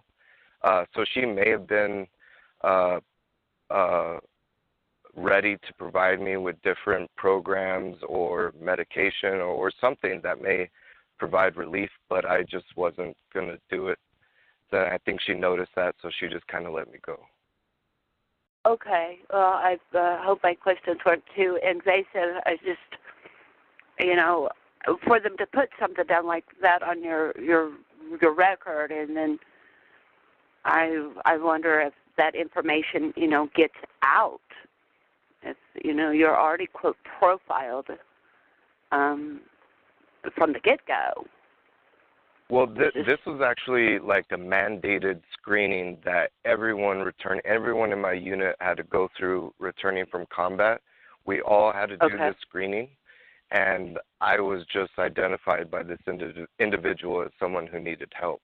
And like I said, when I just got so upset with the type of questions that she was asking that I literally just walked out. Like, being a service member, especially in combat arms, you're taught to have this machismo, if you will, and this type of courage, and you're not allowed to show any kind of weaknesses. Like these are the type of things that you're bred to and trained to be like as a soldier. And I remember, like, I literally wanted to burst out in tears when she was basically screening me. And that's why I got up. I was like, I'm not doing this. I'm out of here. And I left the building, and she chased me out of the building. And I think I was like, I'm going to smoke my cigarette and pretend like this conversation never happened. Thank you, though. Well, do you mind if I ask you another question, continue on about the PTSD? Sure. When you went through your experience with, they did say the word schizophrenia. Did I hear that correctly? Yes. The doctors were leaning towards diagnosing me with schizophrenia, and that's when I started trying to backpedal and get out of the hospital. Did they have access to your military or your diagnosis then, or did you say you were diagnosed with PTSD? I did mention that I was diagnosed with PTSD, but they did not have access to my records because at the time, I didn't even know it at the time, but later I found out that the military had actually lost all of my medical records. So there was one point after the fact that I had tried to get a copy of all my military records. I think one of the purposes was so that I could claim PTSD as one of my disabilities, as a service-related disability, and I was denied it because there was literally no medical records in my file whatsoever. So the medical professionals were aware that I had PTSD because I told them, but they did not have access to medical documentation. So when you were in your screening, did they just jump right over having PTSD and go straight to schizophrenia, or was there dialogue for you with that person called a doctor? Well, I had kind of laid everything out for him in a user-friendly format, if you will. I tried to explain everything so that he could understand it, because obviously he wasn't a technology person by professional trade. And I actually did a pretty good job of that, at least I believe I did, because he was like, you know what, after everything you've told me, he's like, I could understand and kind of piece together how people may be able to hack your computer and your phone. He's like, so I'm not discrediting that in any way. He's like, but what concerns me is that you claim there's so many people involved. And I was like, well, why is that concerning? And he was like, well, it just doesn't seem realistic that all these people would be involved in doing this to you. He's like, maybe one person. And that's kind of how he started trying to, the questions he asked me, I immediately identified that those questions were related to symptoms of being schizophrenic. So as he was asking me these questions, I was like, okay, I know what he's doing. He's trying to see if he thinks I'm schizophrenic. So that's when I started telling him what I believed he wanted to hear so that I could leave and go home. Because if I didn't tell him what he wanted to hear, I wasn't leaving that hospital. Okay. One more question, and let other people ask questions. I've been curious about the condition called the hypervigilance that often occurs with PTSD. Well, when we become, quote, targeted and go through what we've gone through, our brains, well, I'll speak for my brain. My brain can get stuck on the hypervigilance, and I know that's a result of the diagnosis 30 years ago with the PTSD, because I know what the brain feels like on hypervigilance. I guess with someone with PTSD,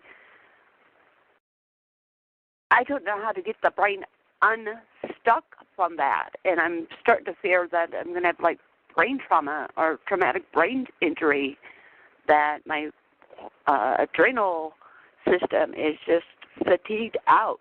Do you ever feel like your brain is just completely exhausted? I'm sorry, did you ask if I feel like my brain is completely exhausted at times? Yeah, like, do you know the sensation of the brain getting stuck in the hypervigilance?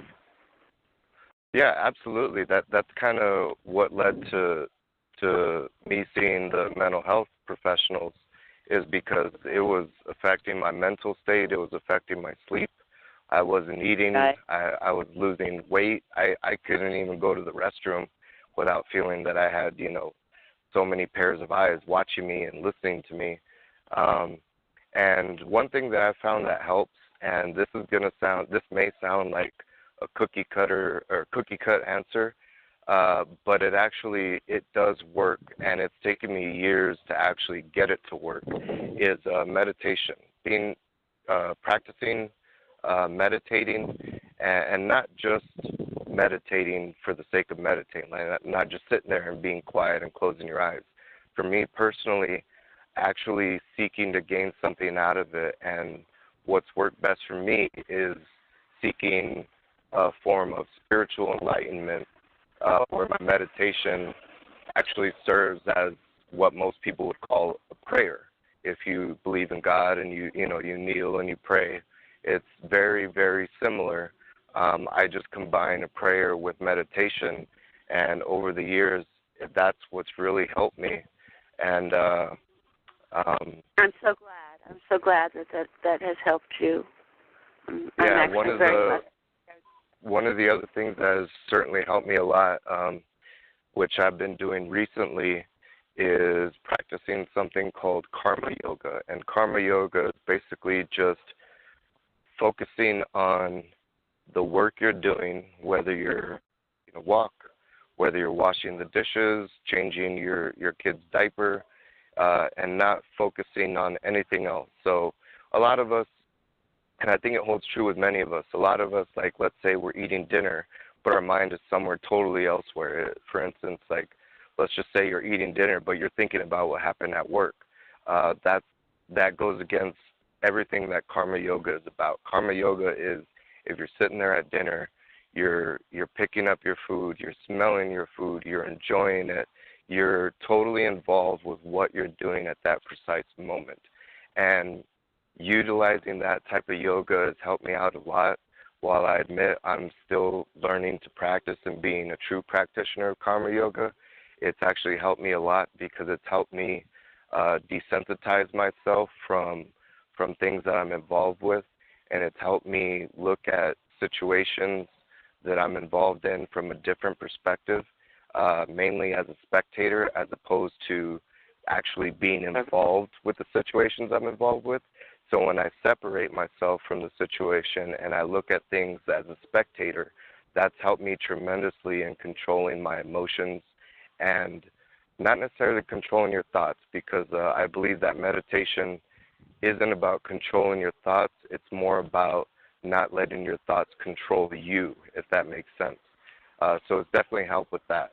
It's just kind of allowing me to emote, allowing me to feel emotions, whether it be happiness, anger, sadness, joy. I still feel all the emotions that everyone experiences, but I don't let them overwhelm me like I used to.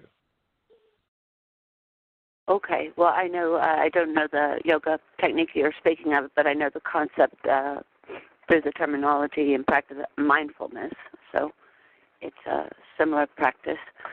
All right. Well, thank you for answering the personal questions about the PTSD, especially since you had a struggle and didn't want to, work with that woman or work with the person who had offered that help when you got out of the service. So thank you so much for coming on the program. Oh, thank you. Thank you. All right. Well, thanks, guest. Welcome to the call. Yes. I understand this is your first time speaking on here, so we're glad you're here. Thanks, Ella. Appreciate it. Bye. I'm going to put you back on hold. Okay. Moving on down the board. Colorado. I don't know if you're still there because your hand's been up since the beginning, but we'll check. Hi, Colorado. Hi. Hi. Hi. I wanted to ask a question. I didn't know if you had mentioned how long has it been from then until now? Like, what's the length of time you've been dealing with this? Well, I've been aware for about 3 years or so. Okay. I don't know if it's been going on longer than that, but I've been aware for about 3 years. And I think it was April 17th, 2015 is when I really started figuring things out. I can almost pinpoint the date. Yeah. How do you, because I come from a military family. My dad was a lieutenant colonel in the Air Force and National Guard. What are your feelings now about the military? Have they changed since you've known that they were, can be a part of this? How do you feel about the military now? Well, I've always had a different view, or perhaps I've always entertained viewing the military from different perspectives.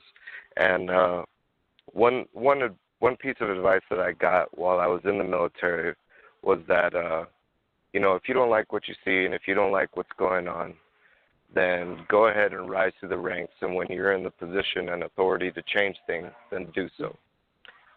So I didn't necessarily stay in that long in order to do everything and the way that I thought should be done. I do like to think that I had an effect on the soldiers that served under me and served with me. But I don't think that my opinion about service members has changed whatsoever. I still feel a great deal of respect and love for my fellow service members. But I think I see what you're saying is that, perhaps the military might be involved with leveraging this type of technology. And so that's what I kind of mean, is that maybe the military and the system, perhaps things could change to benefit the service members and the way that service members conduct business. But my opinions about the service members themselves, I don't think that's changed at all. I still have a great deal of love, respect for everyone who's served, whether it's been in the past or currently serving. Yeah, thank you. Yeah, that was my point, because I have always, my family is mostly military, and I was raised that way, and I've always had such a deep respect for it. And at first, when I found out that could be part of it, I was very disheartened. And then, I thought, I'm not going to let whatever possibly that could be negative about it or bad ruin my respect or my view of it. So I appreciate what you're saying, because I feel the same, and wondered if it affected you too. Thank you. Oh, thank you. Mm-hmm. And thanks for your service too, by the way. Oh, thank you for your family and your service as well. Oh, thank you. Okay, Colorado, I'm going to put you back on hold. Okay, Florida Panhandle, I'm going to come to you. Hi, Florida. Hi, how are you? Doing all right. Nice to hear your voice again. Yes, I am so glad you have Raul on here. He is a Me too. I wanted to say, Raul, thank you for your service. And most people, I think most people on the call knows that I have retired from the military, the Army, after almost 25 years myself.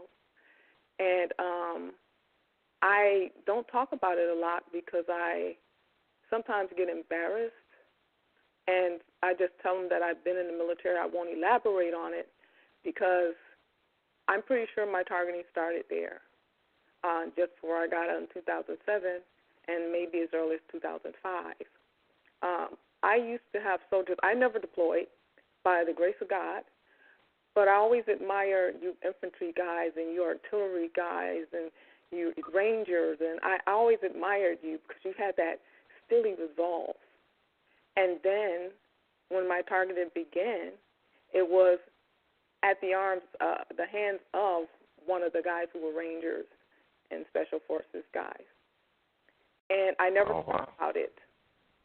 And so I know how it feels for you when you say that you felt abandoned for a moment after that, but you still have love because the military is like a house. And if one of the rooms burned down, the house is probably going to stand. I just wanted to say and ask you, what gave you the courage to get past the fact that you are now a TI, because I've denied it and been in denial, but I know I'm a TI. What made you finally put your foot down and say, I know I'm a TI and I'm going to accept this, and what did it for you? It was about a couple weeks ago. All these people started communicating with me in ways that they had in the past, and for the longest time, I thought that they simply just left me alone. But I realize now that they were always listening; they just weren't communicating with me. And when the communication started up again, that's when I started to. I said to myself, well, I'm going to do something about this. I don't know what I'm going to do, but this is my plan. I'm going to unearth all the possible paths I could possibly think of, find the most efficient path, and pursue that until I'm dead. And that's what I'm going to do. And then while trying to think of different ways while trying to find the most efficient path, over the past couple of weeks, I came to another realization, which was that there's no failure in it for me. There literally is no failure. There's only degrees of achievement. And what I mean by that is that now that I've stepped forward and identified some of the individuals that are involved with in my instance specifically, there's nothing that they can do in order to make me fail. There's only degrees of achievement. So any way they try to retaliate or to bring harm against me, then I just continue to do what I've been doing, which is every time they communicate, every time they utilize some form of harassment, then I just use it against them. And every time they do that, they expose themselves just a little bit more than they did prior or did previous. So sometimes it's exposing their agenda, sometimes it's exposing who they are, sometimes it's a little bit of both, but it doesn't matter what they do at this point. I know it'll never stop. So there is no failure on my part. There's only degrees of achievement, and the more they continue to harass and the more they continue to expose themselves, the better it is for me. It may be uncomfortable. They may come after me financially, legally. They may turn loved ones against me. They may hurt me physically, but those are just different ways that I can turn misfortune into opportunity. And that's really what did it for me, is once I realized that, I was like, yep, I'm good to go. Like, this isn't going to be a fun ride, but I'm on the ride, and let's do it. That's kind of what really pushed me into that decision, is realizing there is no failure. There's only degrees of achievement. Wow, I appreciate you for answering that question, but I want to make one more comment. We were soldiers. I don't know if you were Army. I was, yes. Okay, we were soldiers, and we understand a lot of this stuff and how we have to be strong. And but right now, we're surrounded by these. We're on the phone with these people who are going to be beside us as our warriors with us. This is kind of different, and I hope you will stand with us, because it sounds like you're leading the charge right now too. But these people that you're speaking to now, they're warriors.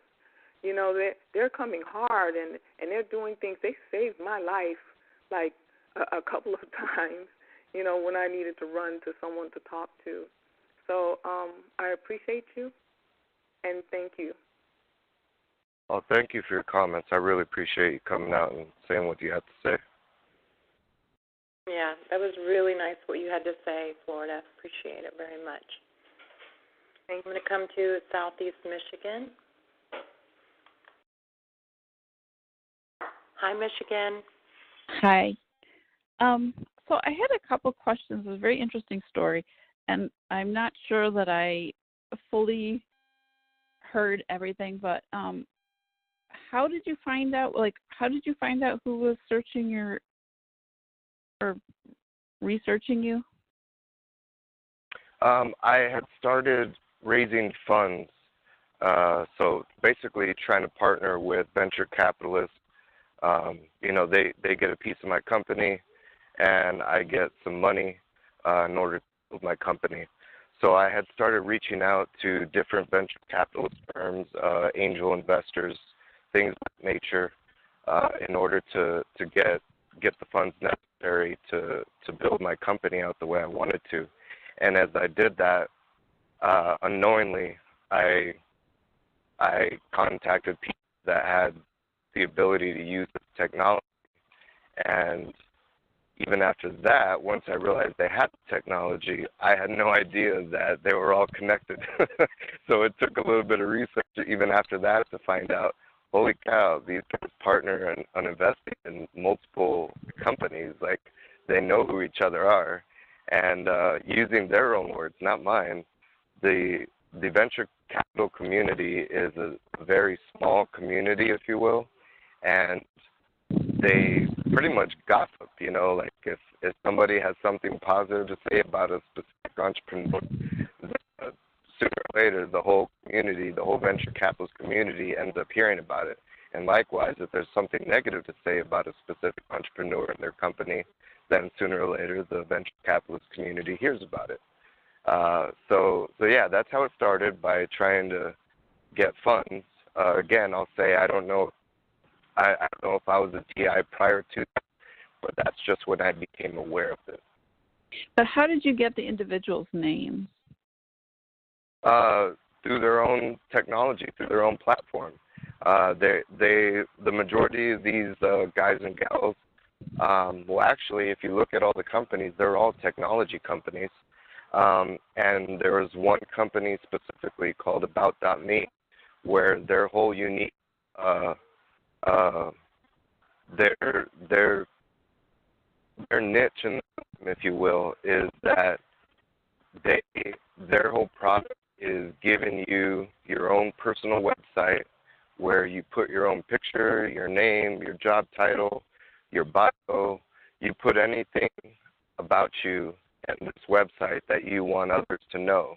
And the whole reason for going on this platform is so that you can connect with other people.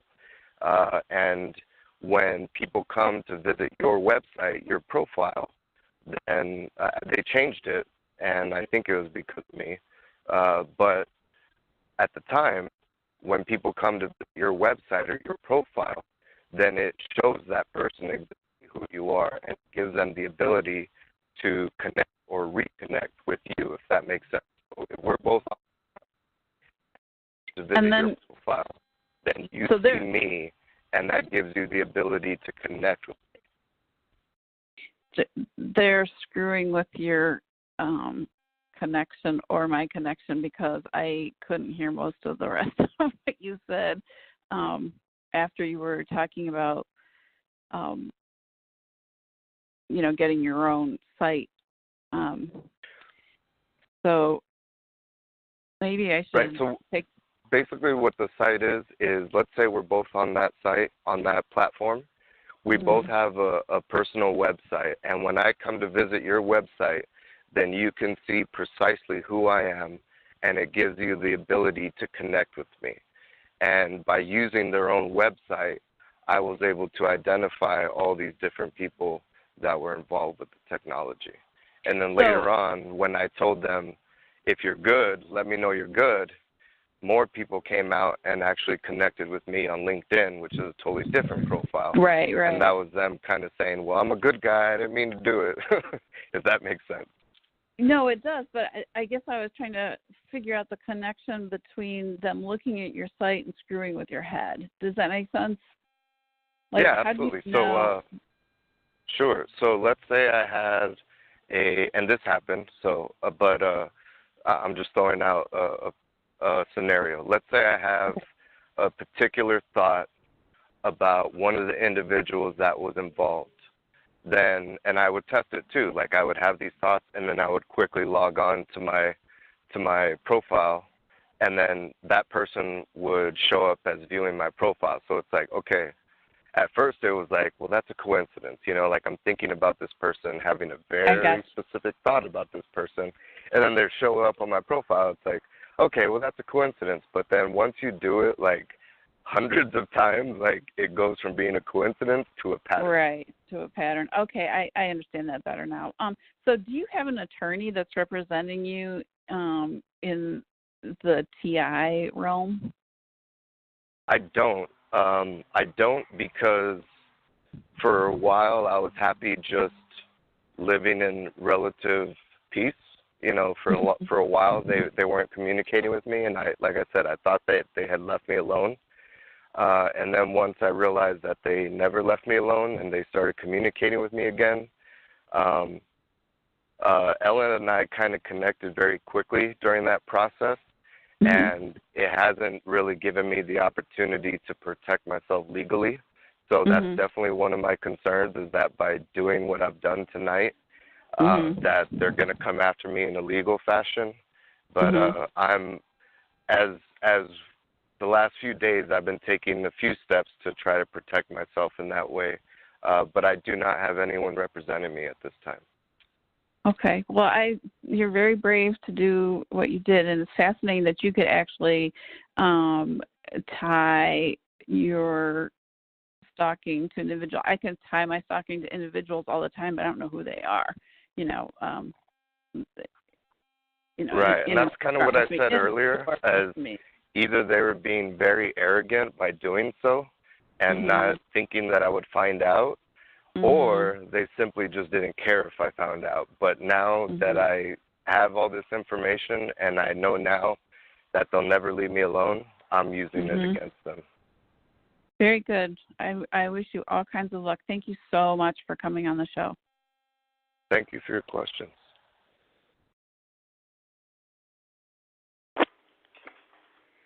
Okay, thank you. I'm going to now go to Thanks, Hope.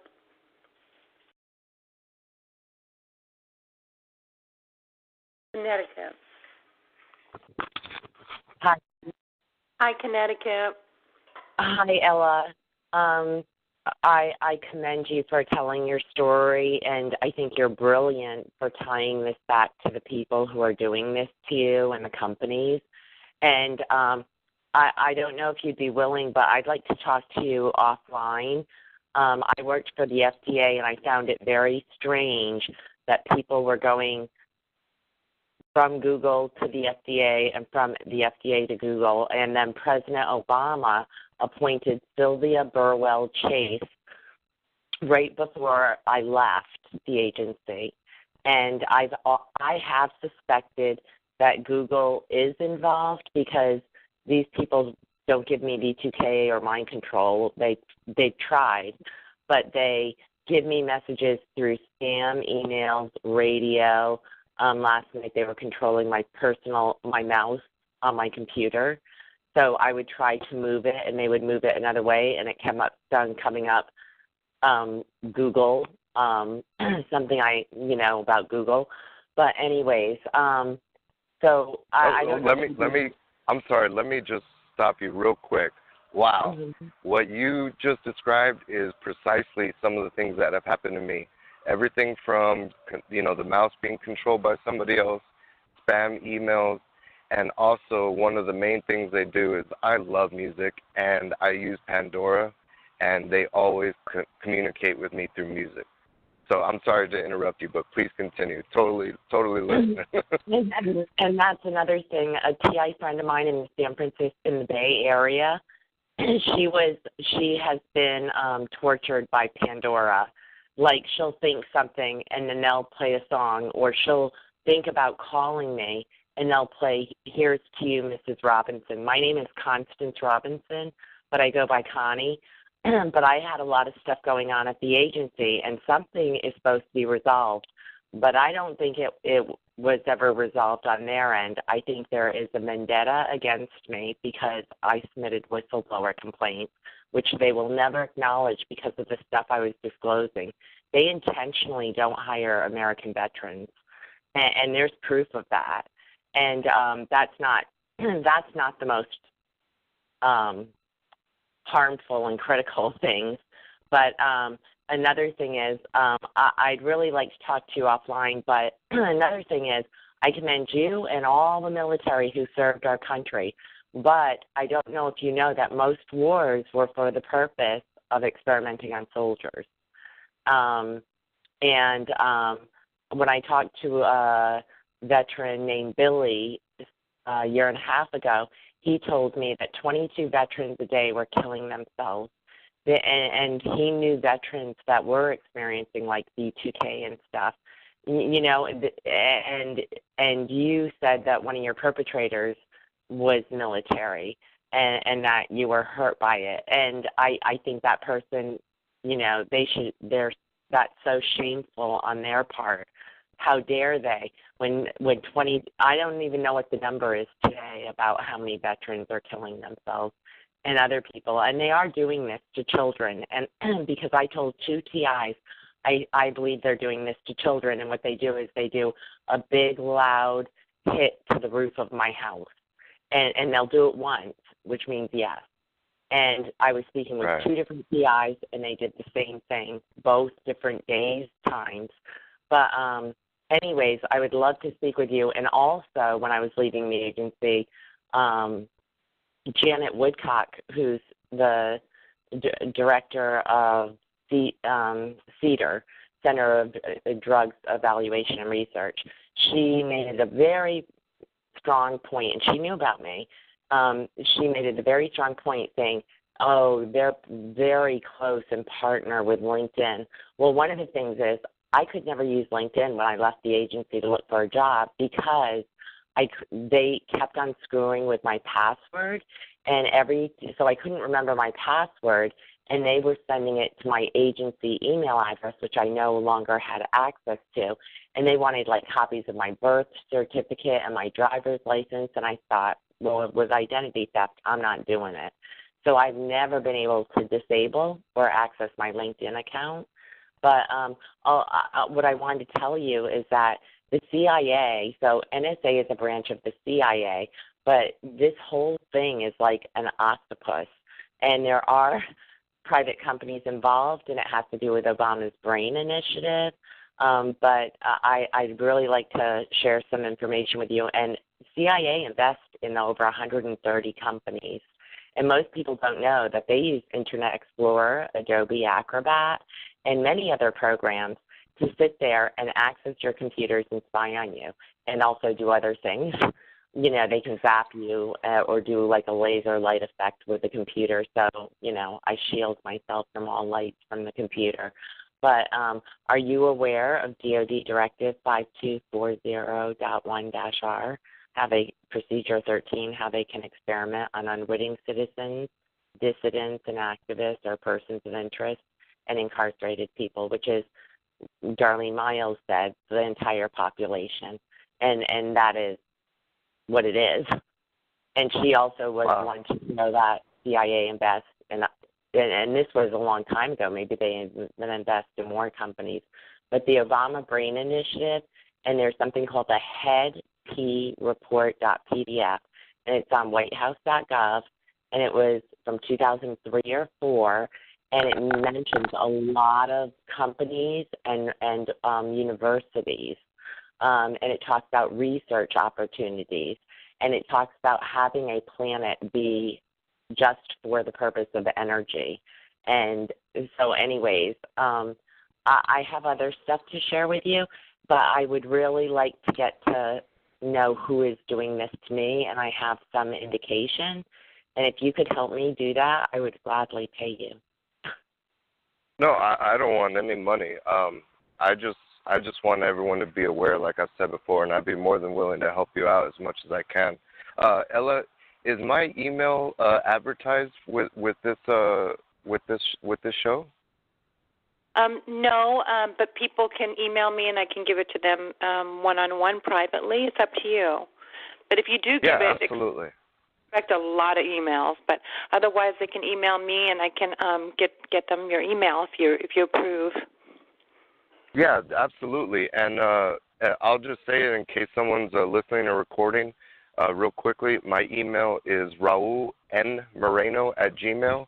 That's RAULN as in November, MORENO@gmail. So I'm more than willing for those to email me. I'm more than happy to help in any way I can. Oh, thank you so much, and thanks for telling your story. And I think, again, you're brilliant for figuring out what you did. And I'm not surprised you just put together some more pieces of the puzzle. I think that's the benefit of being a TI and being on these calls for, almost, 3 years now. And I think I was a random target when I joined the FDA. And then I think I became a deliberate like person of interest target along the way. So anyways, and the other thing is, I don't know if you know, like, what they can do with your muscles and stuff. Yeah, they can do everything through satellite, but I would urge you to watch the video, look out for Charlie, and do detox, because we're all being sprayed by the chemtrails. So it has to do with the chemtrails, the GMOs, the smart meters, the LED lights, and so much more. The sodium fluoride in the water, and it's not only affecting the entire population. And I would urge you to look up Harold Kotzvella. He does talk about artificial intelligence and everything. But because these are private companies, don't think that the government isn't at the head of is the main body of the octopus. Sure, I understand. And so the octopus has many tentacles and arms reaching out to us. Mm-hmm. Absolutely, yeah. Email me. I'd love to connect with you offline and see what we can produce together. Okay. Your email is Raul N. what? Raul N. Moreno, MORENO @gmail. At Gmail. Okay. Thank you so much. Okay, you're one of the most fascinating speakers I've heard yet. Oh, thank you. I appreciate that. Thank you, honey. I'm going to go ahead and put you back on mute. Okay, we have about 15 more minutes. How are you doing, though? Are you up for 15 more minutes? Yeah, absolutely. However long you need me, I'm here. Okay, sounds good. Okay, South Kansas. Here we go. Oops, went to Minnesota instead. Hi, Minnesota. Oh, wow. Hey, Ella, how's it going? I was listening to your call all night tonight. Woohoo! Way to go about it. Is that Brian Cochran on the call? No, he has a similar story, somewhat. He didn't work, he wasn't aware of it because he worked at Amazon, but he has a similar voice. But no, this is Raul, and he's a TI, and this is the first time he shared his story. Oh, okay. I'm listening. I was just, I wanted to say tonight, thanks for giving me just a second to say that TIs are overwhelmed because there's so many perpetrators in this country now. The United States is more run by crooks now than it is by law-abiding citizens or, citizens, right? I mean, government citizens too, right, aren't they? So that's why TIs are having such a struggle. I forgot my other train of thought. I'm sorry. They've mutilated half my brain, so go ahead. Okay, I'm going to go ahead and put you back on hold. I really couldn't hear much. There's a lot of background noise on my end. Did he have a question, Raul? I didn't hear one. I think you were continuing on a train of thought about a lot of the government maybe overwhelming TIs. Okay. I'm going to go to South Kansas then. Hi, South Kansas. Hello. Thank you for answering. Thank you, Raul. I was wondering, the process that you went through to identify who your attackers are, is that something that you think is specifically associated with you and your targeting, or do you think that other people would be able to access their attackers in that same process?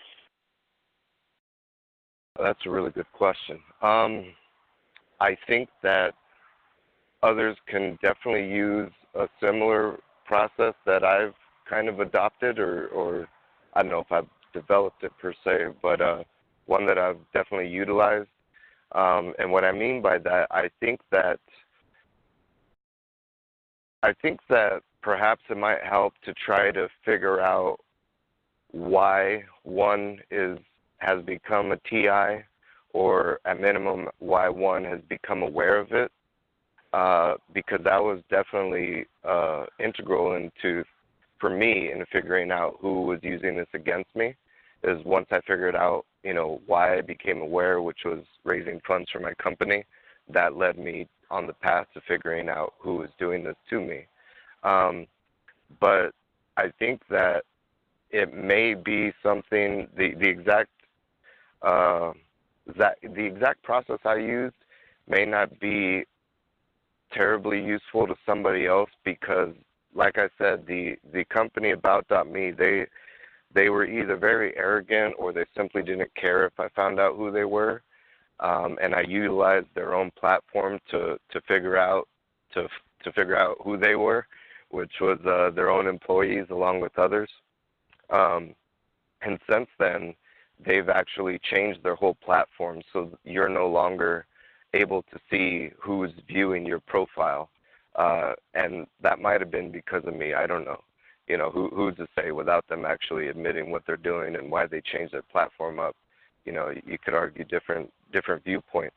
But I definitely think that once you kind of try to figure out how you become aware, then maybe that will lead you on a path to figuring out, okay, maybe this is the type of person or persons that are using this technology against me.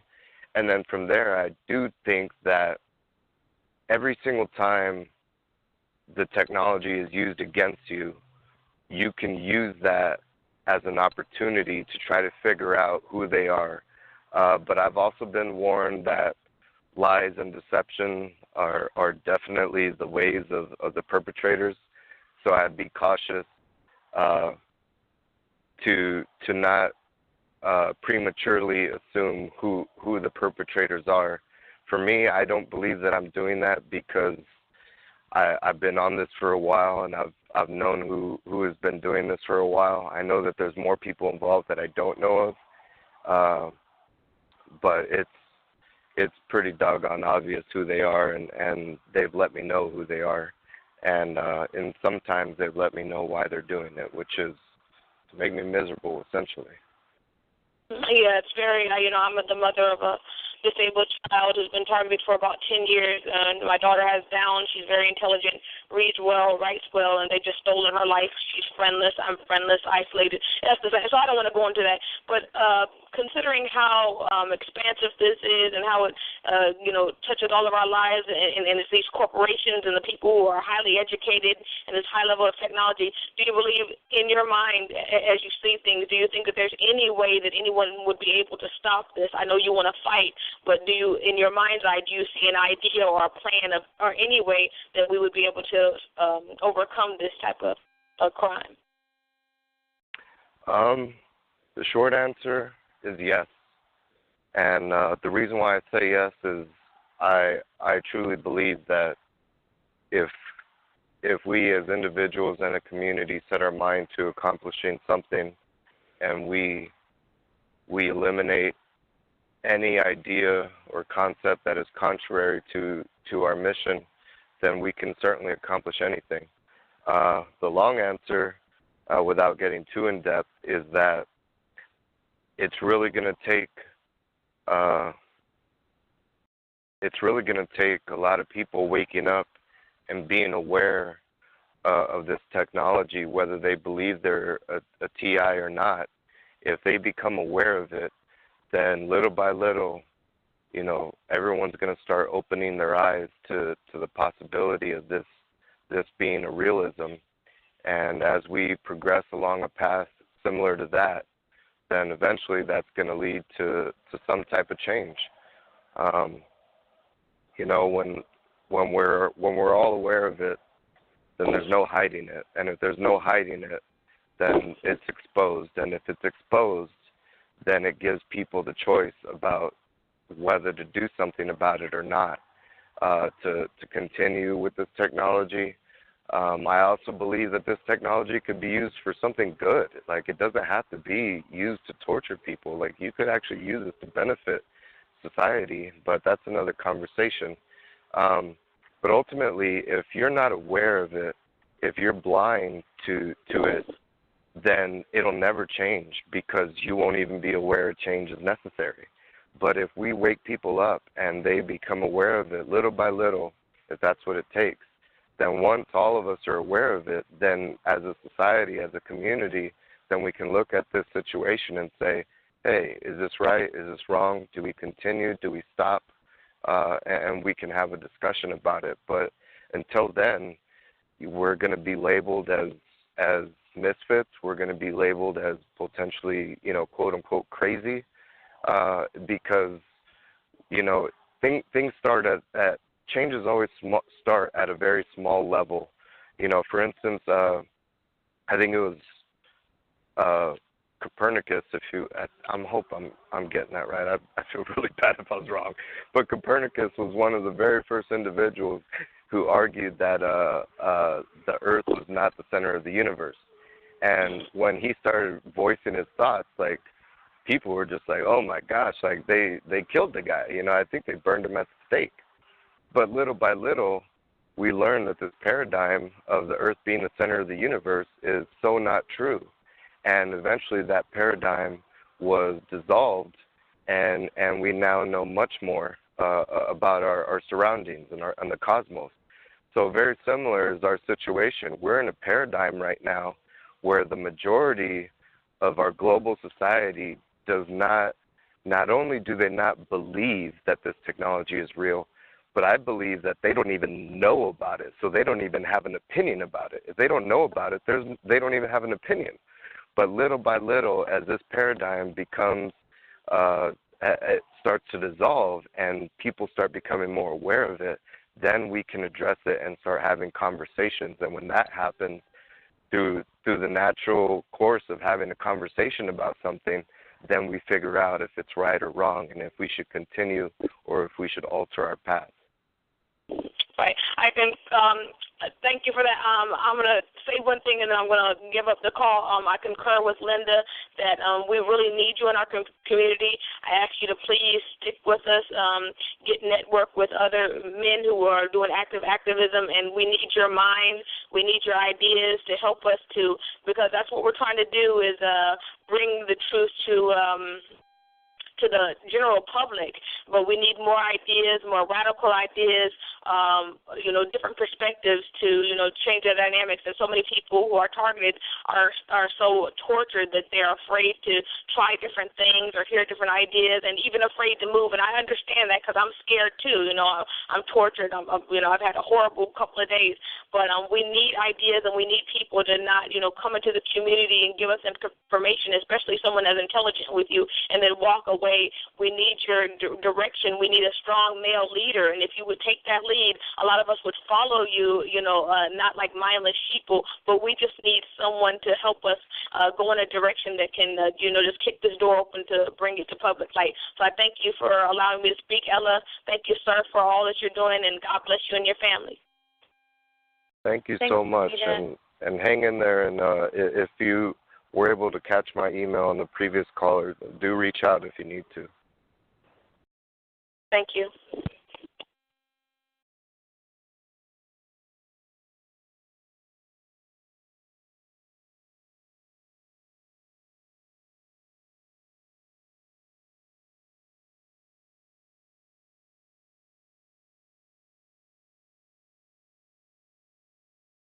Hey, Ella, are you still there?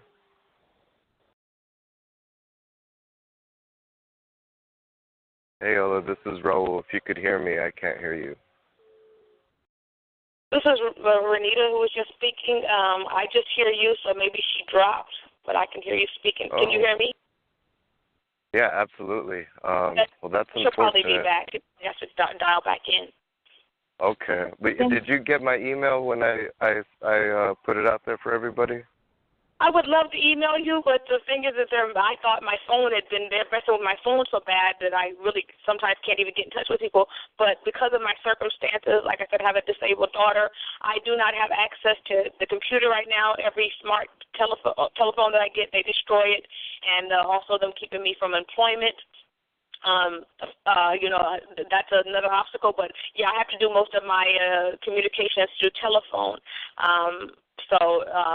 And then I was also thinking about where you were talking about that you seem to be industrious and have business ideas. You know, a lot of targets are unemployed. If there's some way that you can figure out a business idea for us to where we could generate some income in order to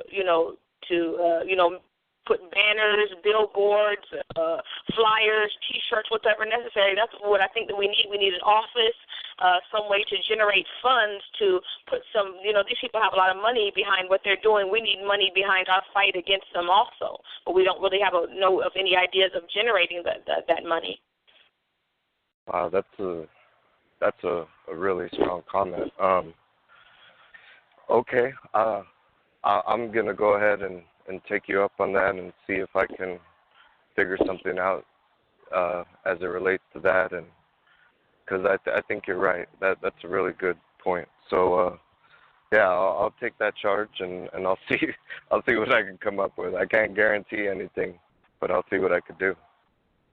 Well, a lot of people have been talking about even opening up an office, and I'll say this. I know of a gentleman here. He's like 33 years old, and he has gotten a church. The church cost $150,000, and he applied for some grants, and he got his, nonprofit. And the first check I think that he got was $89,000, and then I guess he needed maybe. We need $60,000 more. The next check that he got took care of the rest of buying the church, and there was extra. And so this man is only 30-something years old, and he owns a church. So some people have come up with the idea if we could just establish like an office, to where we could let them know about the cause and people would send in money, then that would really help us with this, and we could look up grants and things like that. But like I said, there's a lot of calls and moderators, but we really need a strong leader to help direct some of our ideas and thoughts to really make them cohesive and where they're not just spoken about very intelligently, but where they're carried out in that same intelligent manner to where it actually works for our benefit. And I think that's what's and nothing against anybody in the community, but that's just been lacking in a lot of actually carrying out our plans in a way that's very beneficial to the community. Right, I understand. That's a really good point. Yeah, I'll definitely think about it, and I'll see if I can come up with something.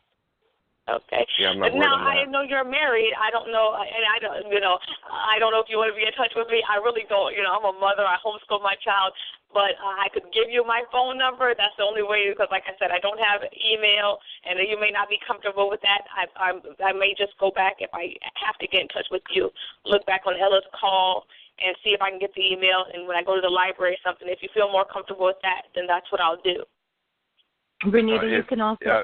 Renita, you can also call me, and I'll give you whatever information he allows me to. Like I can pass your number to him if you like. Yeah, that sounds great, Ellen. That way you don't have to give out your personal information while this is being recorded. Okay. Yeah, I don't mind being in the middle ground for you guys. Okay, thanks for Yeah, definitely. Okay, thank you too again. Good night. God bless you both. Thank you, Renita, and bless you too. So we're going to go, if anybody wants to go to the lake call, that number is 142-298. I still have one more question I'm going to get to. Again, that's 142-298. That's Ken's room. So if you guys want to go there, feel free. I'm going to do one more question, and then I'm going to have to take care of some family stuff myself. Hold on. Okay, awesome. Hi, Oregon. You're the last person with a question, so go ahead. Oh, hi, Ella. Hi, Raul. Hey, how's it going? Hi, how are you? I missed part of your discourse, and I'm sorry I did. You were very interesting to listen to, the parts I heard.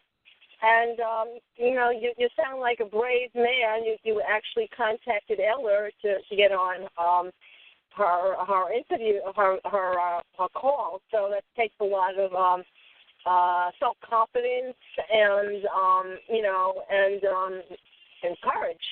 So I want to say that to you. And it sounds like you've been through a lot, and you're still standing tall. And it kind of reminds me of myself. And that's not to toot my own horn or be conceited or anything, but I actually pat myself on the back every morning, give myself a hug every morning to remind myself that I'm very resilient. I've been through a lot for 13 years, and I kind of discovered that it probably goes back way more than 13 years. So I really appreciate what you had to say and how you're going after the people that are doing this to you. And I also know some of the people that are doing this to me, but I know there's more than that. I know there's more people involved, and I would like to do research on the ones that I know are doing this. I just don't have a lot of internet time. I don't have internet where I live, so I feel limited by it. I think I want to kind of change that for myself so I can feel more empowered, and I can take actions and get enough evidence so I can do something about it. Also, I really appreciate you talking about meditation. I've been a meditator for about 30-some-odd years now, and I practice insight meditation, also known as Vipassana, which means seeing clearly, and it's helped me a lot to stay detached from the attacks. Particularly, I get B2K, so I ignore it most of the time. I attribute that to my meditation. It really helps a lot to keep my mind mentally, keep myself disciplined, and to keep myself on what I'm doing, and to be able to redirect my mind to something else. So I have a choice, something else, so keep my mind on what I'm doing. Also, I practice mindfulness, where if I'm eating, I'm eating, and I'm tasting my food, and I'm breathing, and I'm eating slowly, and I notice how my fork picks the food up, and how I put it in my mouth, and all that good stuff. It's called mindful eating, mindful meditation. So it's very helpful to have a spiritual path, extremely helpful. And what do you have to say? Well, were you into a spiritual path before you got targeted, or did you kind of wake up to that while you were being targeted, Raul? Well, I've always been a believer that there's some type of greater force than just us here on this earth. Some people call it God. Some people have other words for it, for that entity. But it's funny you mentioned it. About December 31st, 2012, I was driving to work, and it was really, really early in the morning. And I just kind of had, I don't know how exactly to describe it but really from that point on, I've been searching for spiritual enlightenment, if you will. That's probably the best way to label it. Is I had some type of realization or awakening, if you will, within me, and since that day forward, I've always been trying to develop myself more spiritually and try to get in touch with that entity that I know is somewhere and that I know is greater than myself. Yeah, I've always had it in me too. I remember when I was an adolescent, I was walking in Manhattan, and I saw these poster signs for Yogi Gupta Hatha Yoga meditation, and I ran to that class as soon as I could because I was searching for something. Even as an adolescent girl, I was looking for something to let me know there was other stuff out of the regular life I was I was living, which wasn't so great. It wasn't so great. So actually the silver lining out of not having difficulties as a young girl led me to a spiritual path. So you can always get a silver lining out of something that's really miserable, you know. Yeah, absolutely. So I went to Yogi Gupta's yoga class, and I was on the mat and doing all the postures, and wow, this is really cool. And then at the end, we did a meditation with a candle, which is called concentration meditation. There's all kinds of meditations. This was concentration, just watching the flickering of the candle for like 20 minutes and breathing to it. And it was really relaxing and different than what you and I are talking about, though. You know, I think you were talking about also watching your mind, right, watching your thoughts and just kind of like not attaching yourself to them, recognizing what they are, and then letting them go. Is that the kind of meditation that you were saying before, or am I talking about my own meditation? Well, I've actually performed a whole bunch of meditation. Some yogis and yoginas would probably frown upon, but I did them anyway. So I've meditated and used a whole bunch of different techniques, and now I kind of combine a little bit of everything to kind of do it what works most efficiently for me. Oh, that's great. That's well, great. Thank you for your question, Amy. Thank you. Thank you. I have to get off a little bit, guys. I have a couple of kids I need to check with them and everything. And Raul, thank you so much, and I hope we stay in touch after the interview. You know, and I will let you know when the interview's ready to go up. And again, I know there's still a lot more questions. You're really, really, really popular. It was a good reception for you. So maybe you can come back sometime. You're always welcome to come back on the calls. Maybe if there's anything other area you need I can point you in the direction as far as connections and contacts go. If there's anything you need help with, or there's a couple of people who do readings and like a doctor. Well, I'll tell you about it tomorrow at the call, but there's definitely some things you can do. So otherwise it may take 30 more minutes. No Raul. problem. Ella, thank you so much for having me, and definitely I'll be in touch. Okay. Thank you so much, guys. Have a good evening. Analyzed. And what are your thoughts on targeting originating from the government, though? Well, I have a couple different ideas. Some of them are my own, and some of them are based off of research that I've done. I'll go first off of the research that I've conducted. Much of it is Google. Another person that I pinged up, I don't know if he'd be happy with me saying his name, so I won't, but I will say that he was the very first whistleblower. He used to be an NSA employee, and he actually brought a civil suit against the NSA in 1992. And a lot of the symptoms I was having when I became aware that I was a TI, first off, I was so frightened to even look it up online or anywhere else, out of fear that the harassment would increase. So for the longest time, I was just kind of shaking in my boots, if you will, and just being totally frightened. And then I don't remember exactly what it was specifically, but one day I was just kind of like, you know what, I gotta find out if I'm crazy or if what I'm experiencing is what I think it is. So basically, all my symptoms I had addressed and identified prior to even researching and even becoming aware of the term remote neuromonitoring, or OSEH, which is organized stalking, electronic harassment. And much to my surprise, I became even more frightened when I found that every one of my suspicions was precisely true.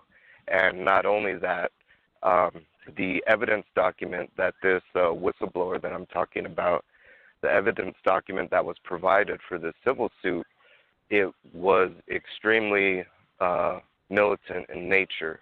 The terminology I was extremely familiar with, SIGINT, comment, I could go on and on, but the terminology that this person used in this evidence document like I said, it was just totally frightening because I was like, oh my gosh, like this is real.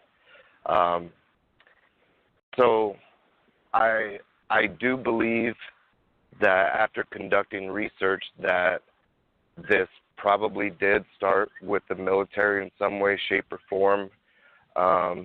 The research I've done has traced it back to Project MK Ultra, which was a project done.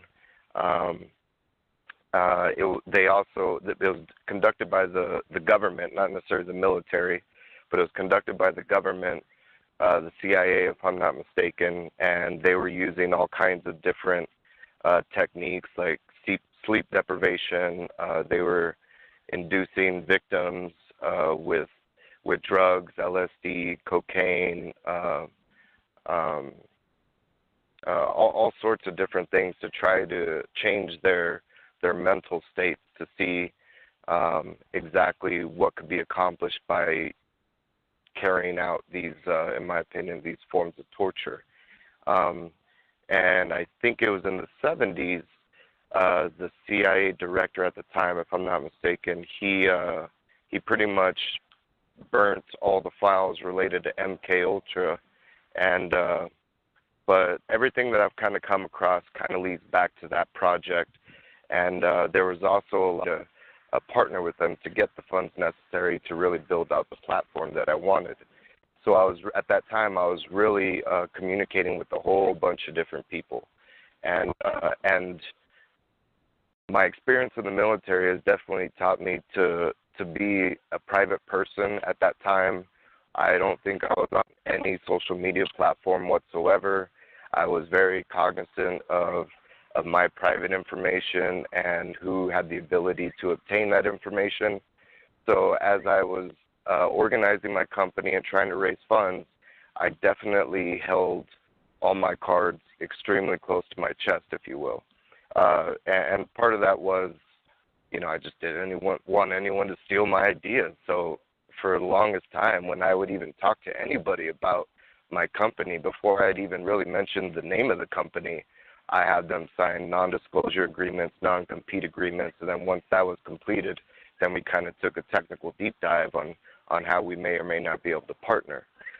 So with that said, I would have these very specific or interesting ideas about what I wanted to do with my company, and nobody knew about it except for me. Like, there was no possible way anybody could know because it was all in my head.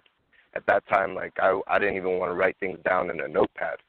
That's kind of how concerned I was about the information that I didn't want anyone to get. I didn't want anything to get leaked because I really felt, and I still do, but I really felt that I was onto something as far as the company that I was building, because simply put, just nobody was using technology in the way that I'm trying to leverage it. So I thought that, well, if someone picks up on some of this information, they could beat me to the punch and basically push me out of the picture before I even get a chance to build my product. So that's kind of how it started. Okay. What's that? How did you come up with the idea to use that technology, and how did you come up with the idea? I mean, it seems a little obvious about the idea, but I'm just curious why you decided on that. Yeah, so I had started my company a couple years prior, and originally I thought that I was just going to be a government contractor and just bid on IT jobs or IT contracts and just make my money that way. And then, I don't know, something changed. And something changed in me, and I thought to myself, I really want to make an impact, and I really wanted to make a difference in people's lives. And I was diagnosed with PTSD after coming back from my second combat tour in 2007, and I was kind of struggling with PTSD around that time, and I didn't really know who to turn to and things of that sort. So that's kind of how it started, is I put two and two together, and I was like, well, you know what? Why don't I use this technology that we have available to us, but instead of using it for recreation and things of that nature, why don't we use it to actually change people's lives, to make their lives better? And not only that, to prevent them from committing suicide so that they can continue to live these lives and really try to flourish. So that's when I decided, okay, I want to partner combating PTSD, and I want to partner that with technology and marry the two together into a product, into a platform that's essentially a peer-to-peer group, but it's global. And since it's technology out of universities and private physicians that were involved, I think there's 80 known universities and civilians and physicians that were involved in that project. So who knows the extent that it really went to, because all the documents were, or most of the documents were destroyed when I think there was some type of congressional hearing. Right before that hearing, most of the documents were destroyed. Yeah, it was the church hearing. And it was acknowledged that the existence of these programs existed, but what happened is it just kind of went deeper underground. So, but it was acknowledged, and it was ordered to cease the programs, and they just went, deeper, more underground, and kind of restarted certain names. Yeah, other names. Absolutely. So that's definitely the research that I've conducted. That's definitely what everything is telling me.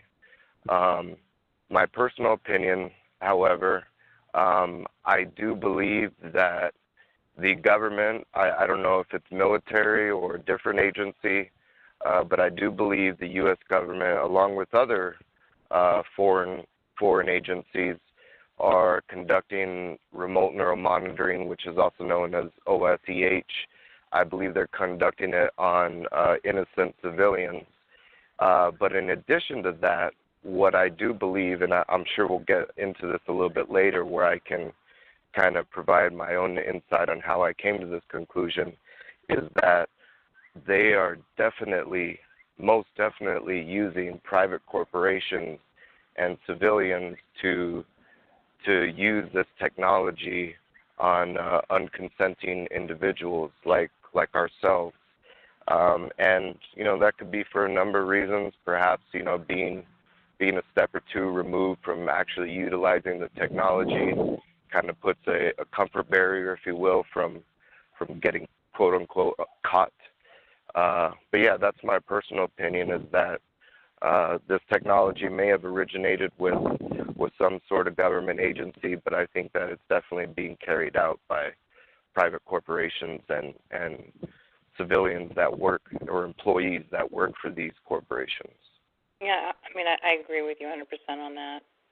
I definitely do. So what were some, and then to kind of get into, I don't know if this is the right time you want to get into what you noticed and how you kind of pieced it together that this was actually happening to you and that you weren't crazy. Yeah, wow, that's a really good question. When it first started, what I noticed is that people were contacting me, if you will. There's different forms of communication. Us being social beings, communication is really at the core of kind of what makes us tick. We're always communicating with each other, verbally, non-verbally, body language. So there's all sorts of forms of communication. So for at the moment, I'll just stick with that word, communication. I noticed that people from these private corporations were communicating with me at really interesting times. For instance, let's say I had an idea of what I wanted, and all this kind of started with my company and raising funds, and started reaching out to different organizations to try. Talk shoes. Recorded live. Welcome to the Tuesday Nights Triumph Over Targeting podcast. I'm your moderator, Ella. Tonight we have a very interesting guest once more, a guest that had reached out to me through email, and I'm excited to have him on, and he's going to share a story with you. A couple of things. If you're new to the call, please stay on, and we will get you some additional support, some TalkShoe podcast numbers, and some helpful links and websites. This is a solutions and educational-based podcast, but the views and opinions of my guests are not necessarily my own personal views and opinions. My goal is that everyone can obtain something out of tonight, especially a feeling of empowerment. If you have any questions, comments, suggestions, or if you're in need of additional support, please don't hesitate to email me at tiangel2016@gmail.com. Okay, so let me go ahead and tell you a little bit about him.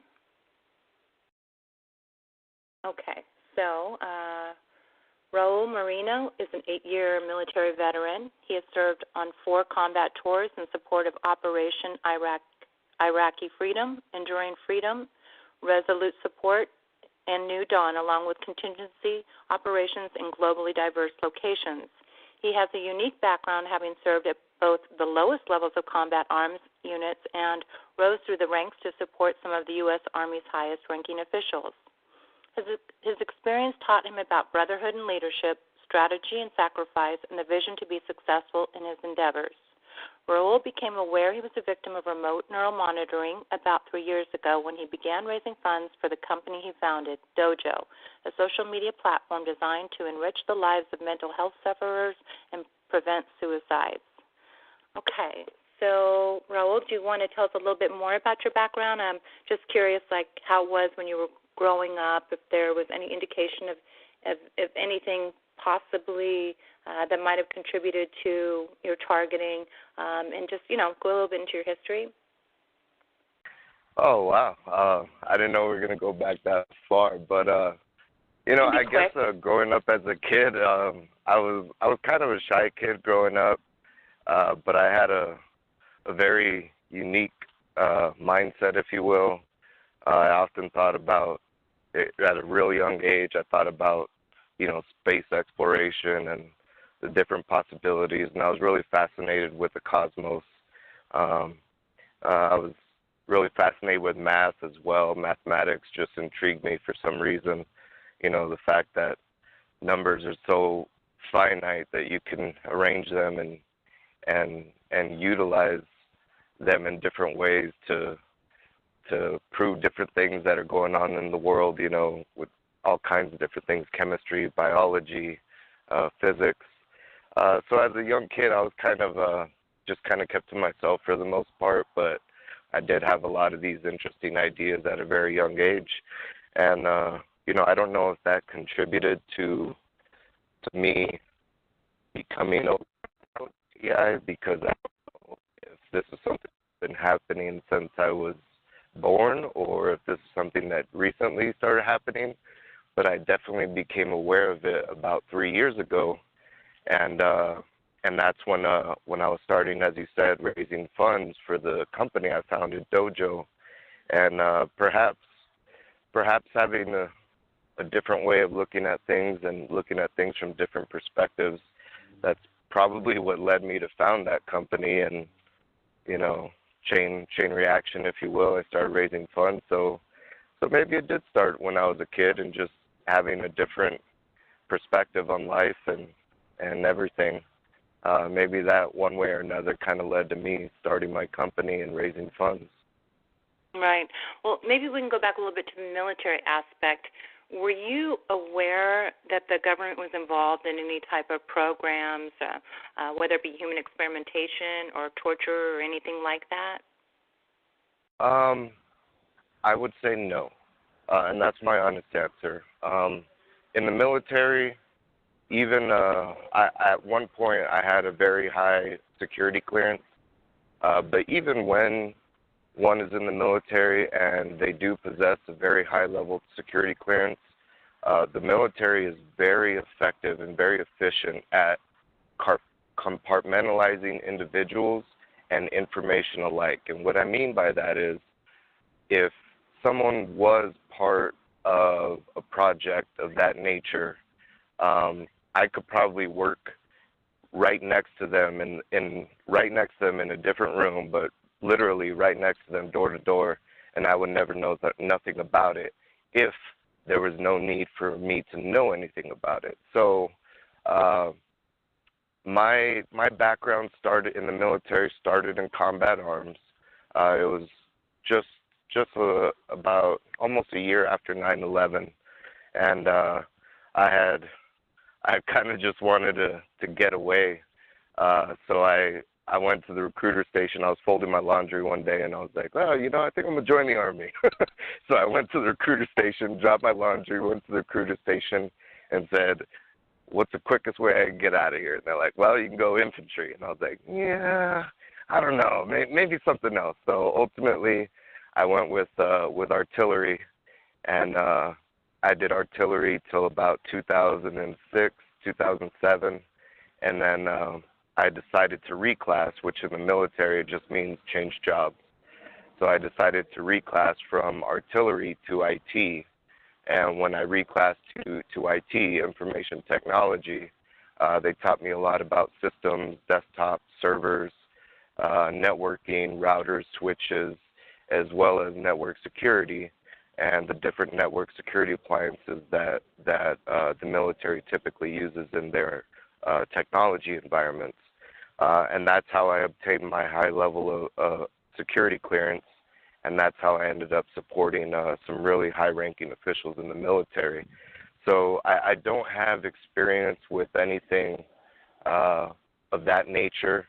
Really, to be frank with you, most of the stuff I dealt with, as far as like the data goes and the information goes, it was kind of mundane, you know, nothing new.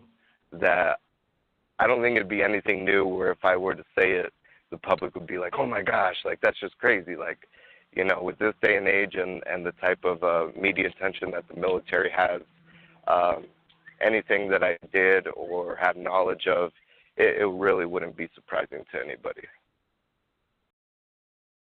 Well, you kind of confirm some of the thoughts about that it's so compartmentalized, because some people think that, you know, if you're in the government, that you know everything that's going on, and that's contrary to everything I've ever learned about the military. You know, it's need-to-know basis, and it is very compartmentalized.